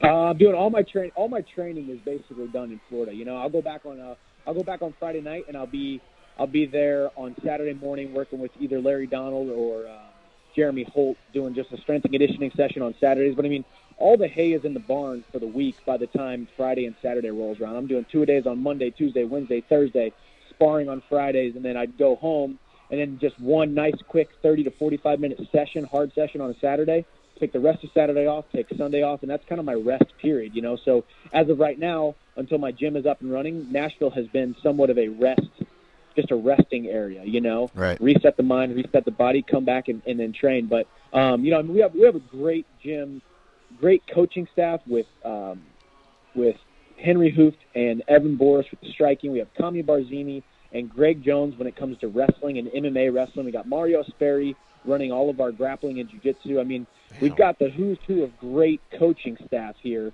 as well as 15 to 20 Bellator or UFC guys right now. So it's a great place to train. It's a great atmosphere. Obviously, when I first came down, it was Black Zillions, and then it switched and changed, and then it went Combat Club. Now we're here at Hard Knocks 365. But I mean, when it comes to leadership, when it comes to coaching staff, when it comes to training partners, when it comes to being in a place that if I have to be away from home, and I've said this 1,000 times, if I have to be away from my two favorite people in the entire world right now, I'm going to be in the best possible training situation I possibly can. And I'm not going to sacrifice that for anybody. I'm not going to worry about anything else besides every waking moment, every single second I'm away from my two favorite heartbeats in this entire planet. I'm going to be at the best possible place for me to get better. And that's what I'm doing down here in Florida. And I'm excited to perform. Right, and Mario Sperry, that's an old school name. I haven't heard that name in a while. That's awesome. And of course we know. Awesome, man. Yeah. And he's awesome too. He's obviously, he used to fight himself, and he's not that typical, your typical Brazilian jiu-jitsu guy. He shows up on time? Position. Oh, so he shows up on time?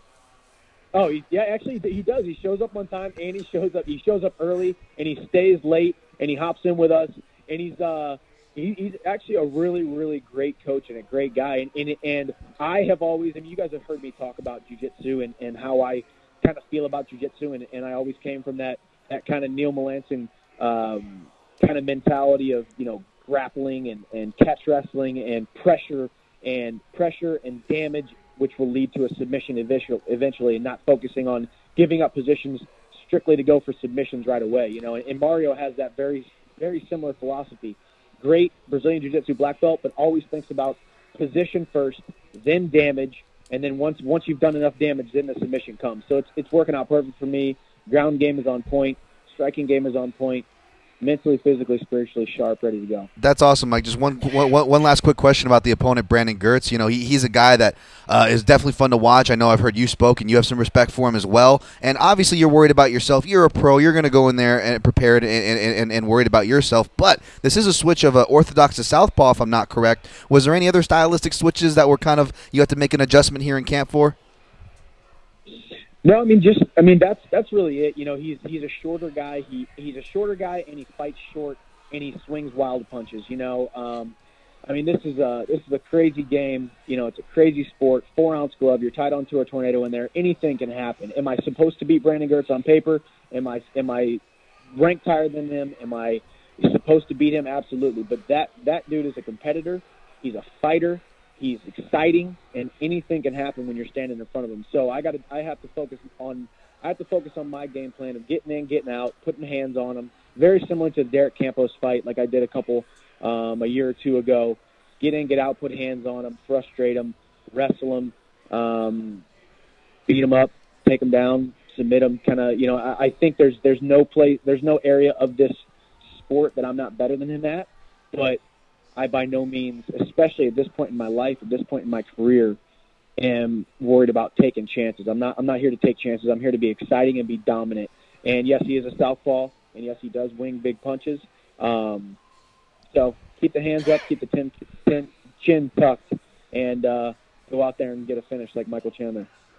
Michael, I know how difficult the news was that you weren't going to fight Primus. It's a guy that you've been wanting to fight for a long time now and get redemption in that area. The switch over to Gertz, though, what do you do emotionally wise not being able to finish that off, what you started with Primus? Is it anything that you think about? Like, are you able to just focus on Gertz, or does that still kind of stew in the background a little bit? Yeah, I mean, honestly, I think if it was anyone else, it would stew a little bit. But I mean, I honestly don't think that I will ever fight Brent Primus again. I honestly, wholeheartedly think, and I'm not just saying this for headlines or to go against the grain, but I don't think that. I think he's going to continue to find ways to not fight me. He's going to continue to find ways to hold on to the belt, which he's not doing anything with, by the way. When these guys in the UFC hold on to the belt for 2 years at a time and only defend it once or twice, they're actually out there doing appearances, making money, building their platform, building their brand. We haven't heard anything from this guy since June 24th, So it's not like he's doing anything. He's not advancing his life by holding on to the belt. But I wholeheartedly think he's not going to defend the belt once, and I think he'll just relinquish it and retire, honestly. So I don't know. All I can do is control what I can control, and I got a big fight ahead of me, a dangerous opponent, just like on January 20th, Goichi Yamauchi was the toughest fight in the lightweight division, the scariest fight in the lightweight division. I took it and went out there and beat him handedly, and I got to do the same thing with Brandon Gertz, a dangerous, striking, southpaw, relentless guy. So. It's tough. I mean, obviously, after the fight, as soon as I get my hand raised and I beat Brandon Gertz, and it sets in that Primus ran again, it's going to be, I'm going to set my sights on him again and see when I might be able to fight him. But I'm not going to chase him. If anything, he needs me more than I need him, and I think he'll be stripped of the title or relinquish the title before I actually end up fighting him. So you think not only will he not fight you, he just won't fight anyone? I don't know, man. I mean. All I can say is look at his track record. I mean, he's been fighting. He had his first fight in like 2006 or 2008. He fought amateur. He fought 2 amateur fights somewhere around 2006, 2008, and now it's 2018. So he's been fighting for 10 to 12 years, and he's had 8 fights.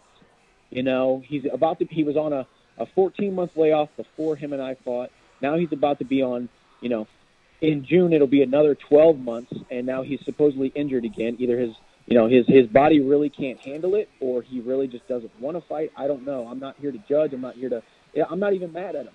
Whatever. We're all running our own race. Do your thing, but just don't hold up the division because you don't want to fight. Chandler, you got a couple minutes. We're up against the clock, but I'd like to keep you just a couple minutes over, if you don't mind. You let us know. Yeah. No, of course, man. I'm in. All right. Go. So we'll just keep talking here, and at some point I'm going to give a soft exit to our Sirius XM audience. They'll have more combat sports entertainment headed their way. But I want to ask you about the gym. But here's a quick question. We're not at that break yet, but these coaches, man, those are world-class coaches. Like, those are some great wrestling coaches. The jiu-jitsu coach, Mario Sperry, and, of course, Henry Hooft has built up a big name. And I want to know, like, I know that under the Blackzilian banner that they had Glenn Robinson, for example, paying for all that. Who pays for all these guys? Is it you guys as athletes pooling your money? Or is there a big name behind Hard Knocks? Or is this Henry's ship that he's running? Perhaps you can answer that in just a second. We're going to finish up here. We're going to have a little bit of a soft ending, and then we'll continue here with some overtime. And we have a few more questions for Michael about that gym and the new gym that will be opening in about 3 weeks in Nashville, Tennessee. So stay close, folks. We'll be right back in about 30 seconds with some MMA Junkie overtime with Michael Chandler, former Bellator lightweight champion, who will be headlining Bellator 197 here in a couple of weeks. Stay close, folks. All you need is strong heart and a nerve of steel. Viva Las Vegas! Viva Las Vegas! Viva Las Vegas with your neon flashing and your one-arm bandits crashing. All those horns down the drain. Viva Las Vegas, turning day into nighttime, turning night into daytime. If you see it once, you'll never be the same again. I'm gonna keep on the run, I'm gonna have me some fun. It cost me my very last dime. If I wind up broke, well, I'll always remember that I had a swing in time. I'm gonna give it everything I've got. You guys clear for overtime? All right. So, Chandler, do you remember the question? I was just wondering about the situation there with that world-class training you have. Yeah, no, it's as you said, we do have some great coaches, great guys training there. But man, yeah, I don't know the business side of things when it comes to Hard Knocks. I don't know, how it's all structured, who's getting paid what, how much it all is. Obviously, each fighter has to pay whenever they fight. But other than that, I don't really get behind any of the business side of things. If you haven't noticed, I'm really only focused on one career and providing for two people, and that's really all I care about. Okay. And then tell me a little bit more about your gym. You kind of gave a plug, but you said that the mat space, 3,000 square feet, and give us a few more details. So it opens in 3 weeks, and what is it going to be open to? MMA, like, are you going to have a pro practice? Is it geared toward people that want to lose weight, kids jiu-jitsu, women, kickboxing? Like, what are you going to have there? Yeah, I mean, it really is a multi-functional fitness facility.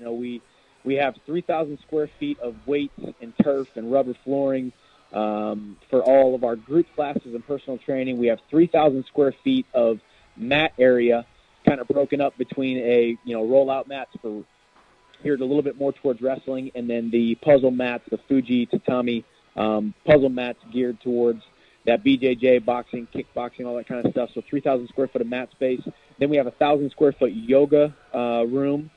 So we really do have a lot for many, many different walks of life, all the way from your, yoga enthusiast all the way to your crazy hard fitness enthusiast, the people that push themselves outside of their comfort zone every single day. And, yeah, we're going to have youth wrestling club. We're going to have BJJ, boxing, kickboxing, Muay Thai programs, both children and adults. We're going to have, obviously, I will be doing a lot of my training there, coupled with down here in Florida, and just kind of bouncing back and forth whenever I'm doing my training. And I'm going to hire some great coaches, hire some, recruit some great training partners, a lot of people locally, both amateur and pro fighters locally in the Middle Tennessee area, as well as a lot of fighters who have, talked to me about it, being excited about coming out and training at training camp, so it's cool. We got a lot of cool stuff going on, and really what I want to create is just an environment like I've always wanted myself to be in. I want to walk into a place, open the doors, and immediately feel in the air a fitness community of people who all have one goal in common. That's to become the best person they possibly can, reach their fitness goals, reach their confidence and self-esteem and self-image goals, because with fitness and reaching fitness goals and losing weight or gaining strength or losing body fat or increasing muscular endurance or muscular strength comes more confidence. And when you have more confidence in yourself, you become a better person. When you become a better person, you can make a bigger impact on this world. And I've been to so many great gyms that have taught me how to run training camp. I've been to some not so great gyms who have taught me exactly what not to do inside training camp. And it's all about just hiring the right people, implementing the right programs, and really just building people up and helping them reach their goals. And that's what we want to do right there in Nashville, Tennessee, and I'm extremely excited about it. All right, and so that was my next question. It opens in a few weeks, but your fight's in a few weeks. Have you given the reins to somebody else to kind of do some of this hiring, or are you actually conducting interviews? Because you've always seemed to be pretty hands-on on anything that you're involved with. I tell you what, man, it has been tough because this is my baby, and I have been thinking about I've always wanted to open up a gym since I was about 15 years old, and my dad and I had a conversation about how I want to open up a gym when I was 15 years old, and my dad said, okay, someday you're going to open up a gym, and I'm going to build it with my bare hands. And sure enough, my dad's in Nashville, Tennessee right now. He's been there for about the last 2 months, literally laboring and sweating, and they're building this gym with his bare hands, you know. So it's kind of this really cool coming to fruition of a dream and of a vision that I've had for, you know, the last decade and a half.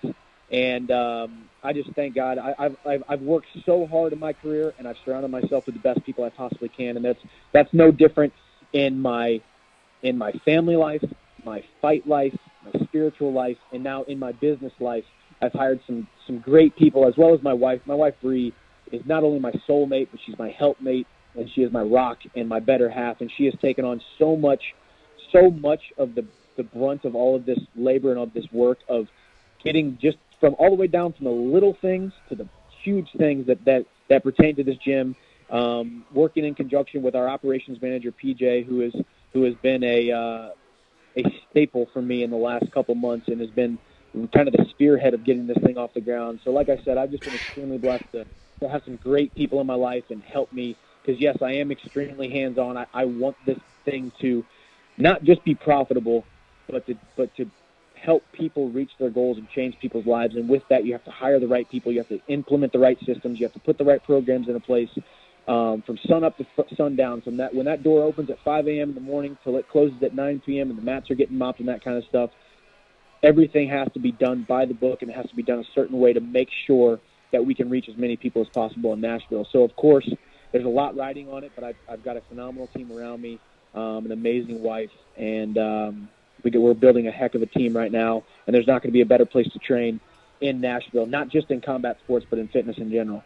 Cool story about you and your dad, you know, with the vision you guys had with the gym and now it actually coming to fruition. I tell you what, man. Actually, if I can jump in real quick. Sure. Literally, Bree brought this up. My wife brought this up to me the other day, and it's crazy how it's now 2018. She's 33 years old. I'm 32 years old, and we literally have both seen a vision come to fruition 15 years later. She, for whatever reason, like I told you guys whenever I told you about adopting Hap and how it's been on Bree's heart since she was 14 or 15 years old. She had that on her heart. She wanted to adopt a little black boy. And now here we are in 2018. Now we have him, and I had the vision of seeing this gym come to fruition since I was 15 years old, and my dad was going to build it with his bare hands. And now here we are in 2018, and we have both of them happening at the exact same time, and God answering our prayers literally within months of the exact same time, and those visions coming to fruition. So it's just crazy that you never quite know when you have a vision how long it's going to take, or how many doors are going to be open, or doors are going to be closed, or how long it's going to take. But eventually, if it's something that is supposed to happen, it's going to happen, and it's going to happen at the right time, not on your time, you know? So if anything, if I've ever learned anything about life, especially now with these opponents pulling out of fights and changing perspective of you know, life and opponents and the chaos of everything, you're just going with the flow. We're all just trying to figure this thing out, and you're just going with the flow, and you're at the mercy of God's will, you know? So it's crazy, man, and now it's 2018. We've seen two visions come to fruition that we've had for 15 years, and it's crazy. Will your dad still corner you? My dad will still corner me. Okay. He will be there. And in your visions, did you ever have one at 15? One day I'm going to be the landlord to two radio superstars. You know, because that came to fruition, but I don't know if it was a vision back then. No, it has.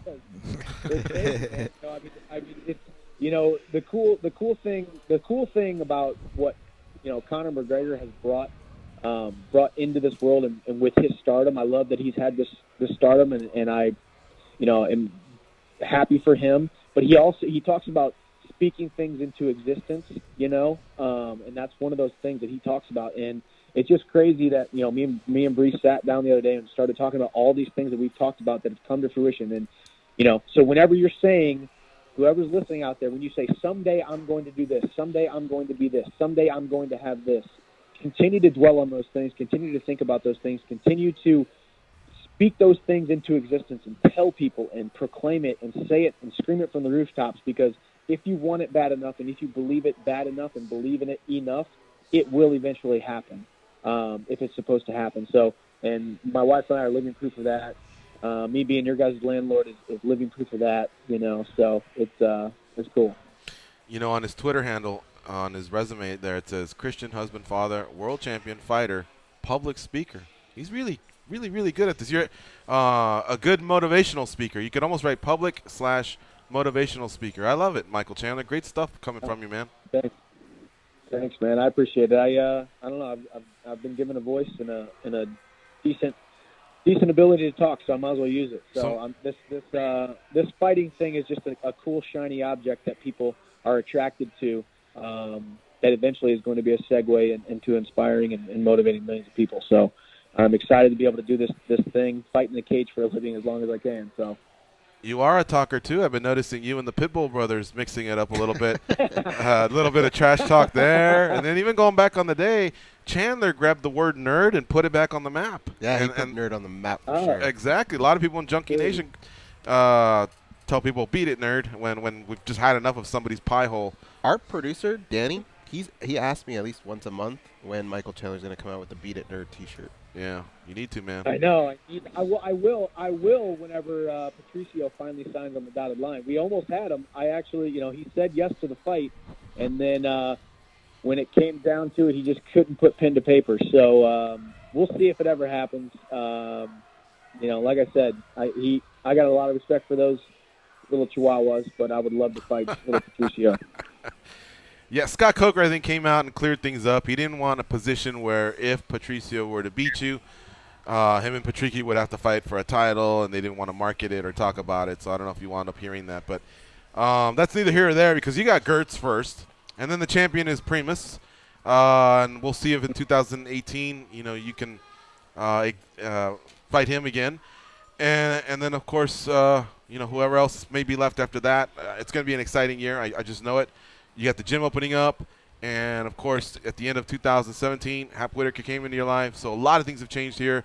You moved from San Diego to Nashville, so built a new home. Congratulations on all that. I want to ask you one last thing here, and I know I've taken a lot of time, but you're probably already pissed. How much more pissed can you be? Bellator MMA is celebrating their 9-year anniversary on April 3rd. And although you weren't there at Bellator 1, which is when it happened, was 9 years ago on April 3rd, you were a big part of Bellator's success. And I wanted you to talk a little bit about what that promotion has meant to you, and obviously it's changed your life as well, and you've had some great moments. We had Jimmy Smith on the show. He said his favorite fight ever was you versus Alvarez 1. We had Eddie Alvarez on the show. Your name came up. He has so much respect for you. He loved the 50 minutes of cage time he shared with you. Speak a little bit about Bellator and the promotion, what it's done for you, and maybe a fine moment or two you can share from your career there. Yeah, man. I've been there since they just came out with that little highlight video. I think my first fight was in Lake Charles, Louisiana, Bellator 31. I had one coach and I had one person with me, Randall Alleman. He was my coach. He was my training partner. He was my drilling partner. He was my everything. It was just me and him down in Lake Charles, Louisiana, because I was this guy that Bellator hadn't really heard of. I was some college wrestler that they weren't really going to take good care of until I proved myself, and then kind of started to prove myself. And now, having fought at Madison Square Garden and at the Forum and on every single one of these big shows and both of the pay-per-views, it's cool to see the maturation and the growth and the changing of the guard between the Bjorn era into the Scott Coker area, in the pre-Viacom era into the post-Viacom era, and being on ESPN Deportes and then MTV2 and then Spike TV and now Paramount Network and CMT. My last fight was on CMT, and I believe this one might be simulcasted on CMT as well.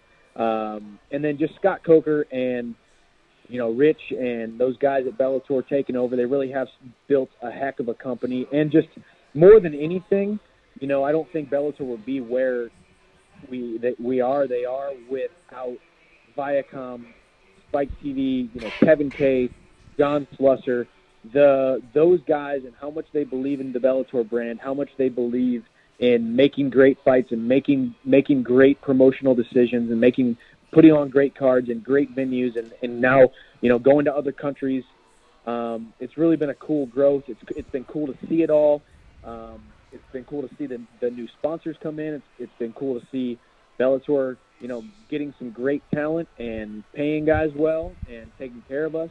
And I think, it's been a very good, very beneficial symbiotic relationship between myself and Bellator. Obviously, they have helped me grow into who I am in the MMA industry. They've taken good care of myself and my family, and I, in turn, have given them the most exciting fights in Bellator history, probably that they will ever have. I think whenever I take the gloves off for the last time, I think I will go down to history as the most exciting Bellator fighter of all time. And I'm proud to say that. Multiple-time world champion for Bellator, and I got more belts to win and more exciting fights to put on and more things to accomplish. So I'm excited about it all, and I'm excited and I'm blessed to be a part of the Bellator brand for as long as I have been for the last 7 or 8 years. Shit, as you were saying that, I was thinking he may be right. I mean, there have been some great moments, We were talking about best KO the other day, and look, I'm going to be honest with you, a lot of votes came in for my man MVP when he crushed Cyborg Skull, just because that's so rare, and that was, pretty mortifying to see somebody's forehead caved in like that. But I was trumpeting, well, what about when Chandler knocked Patricki's mustache off? That was as clean of a KO as you can get as well.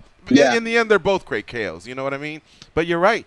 You have been in some amazing fights, and I don't know the whole roster off the top of my head, but you'd be hard pressed to find a fighter that's been more exciting than Michael Chandler. Number 2 is not even. He's really got that the numbers close. and he's got the fights to back it up. Yeah. Yeah. Well, I appreciate that, and I think. It doesn't matter if it was for Bellator or whatever organization. I mean, I just believe in giving my full self to something. When I step into the cage and that cage door closes, I only know one speed. I only know one direction. I only know one way to perform, and that's to the best of my abilities. And, wear my emotions and my heart and my soul on my sleeve, and it'll be a somber day whenever I finally take the gloves off for the last time, but I'm excited to continue this projectile moving forward and up. So I'm excited to continue to move forward. My man, we took a lot of your time. Thanks so much for hanging out with us, talking so many variety of subjects with you. It's always fun. And folks, the Michael Chandler Training Camp is located in Nashville, Tennessee, 400 Davidson Street, Unit 411. Check it out, and it looks like it has something for everybody. And again, you said there's an opening in 3 weeks, right, Chandler? Yeah, right around there. Obviously, with my fight being scheduled, we're not 100% sure, but I might just do the grand open or do the soft opening on April 24th to keep it easy. That's my birthday, so I might as well have the training camp birthday and my birthday on the same day. So we might as well just push it to April 24th, so somewhere around there. There you go, my man. Well, let us know so we can help you promote it that week. And thank you so much for the time again, and we'll talk to you soon, all right? I sure will. Thank you, guys. Have a great day. See ya. You too. All right, folks, there's Michael Chandler, Bellator great, fighting at Bellator 197 versus Brandon Gertz, and that's our show for today. Thanks again to Danny Okers for facilitating the overtime. Beat it, nerd. And want to thank all of our guests. So not just Chandler, who I booked, by the way. Justin Gaethje, Ali and Dan, thank you very much for making that happen. Leon Edwards, thank you to Tim from Paradigm, and Casey Stern, Danny Okers. He gets some love there. Folks, we'll be back tomorrow with Bobby Green, UFC lightweight. He'll be in studio co-hosting the episode. We'll also talk to Marlon Moraes. Still got a couple more up my sleeve. So tune in, 10 a.m. Eastern, Pacific, 1 p.m. Eastern for the best 2 hours in mixed martial arts. For Danny and Dan and Goes, I'm George. Have a nice day. Go out there and, like Chandler says, be a champion.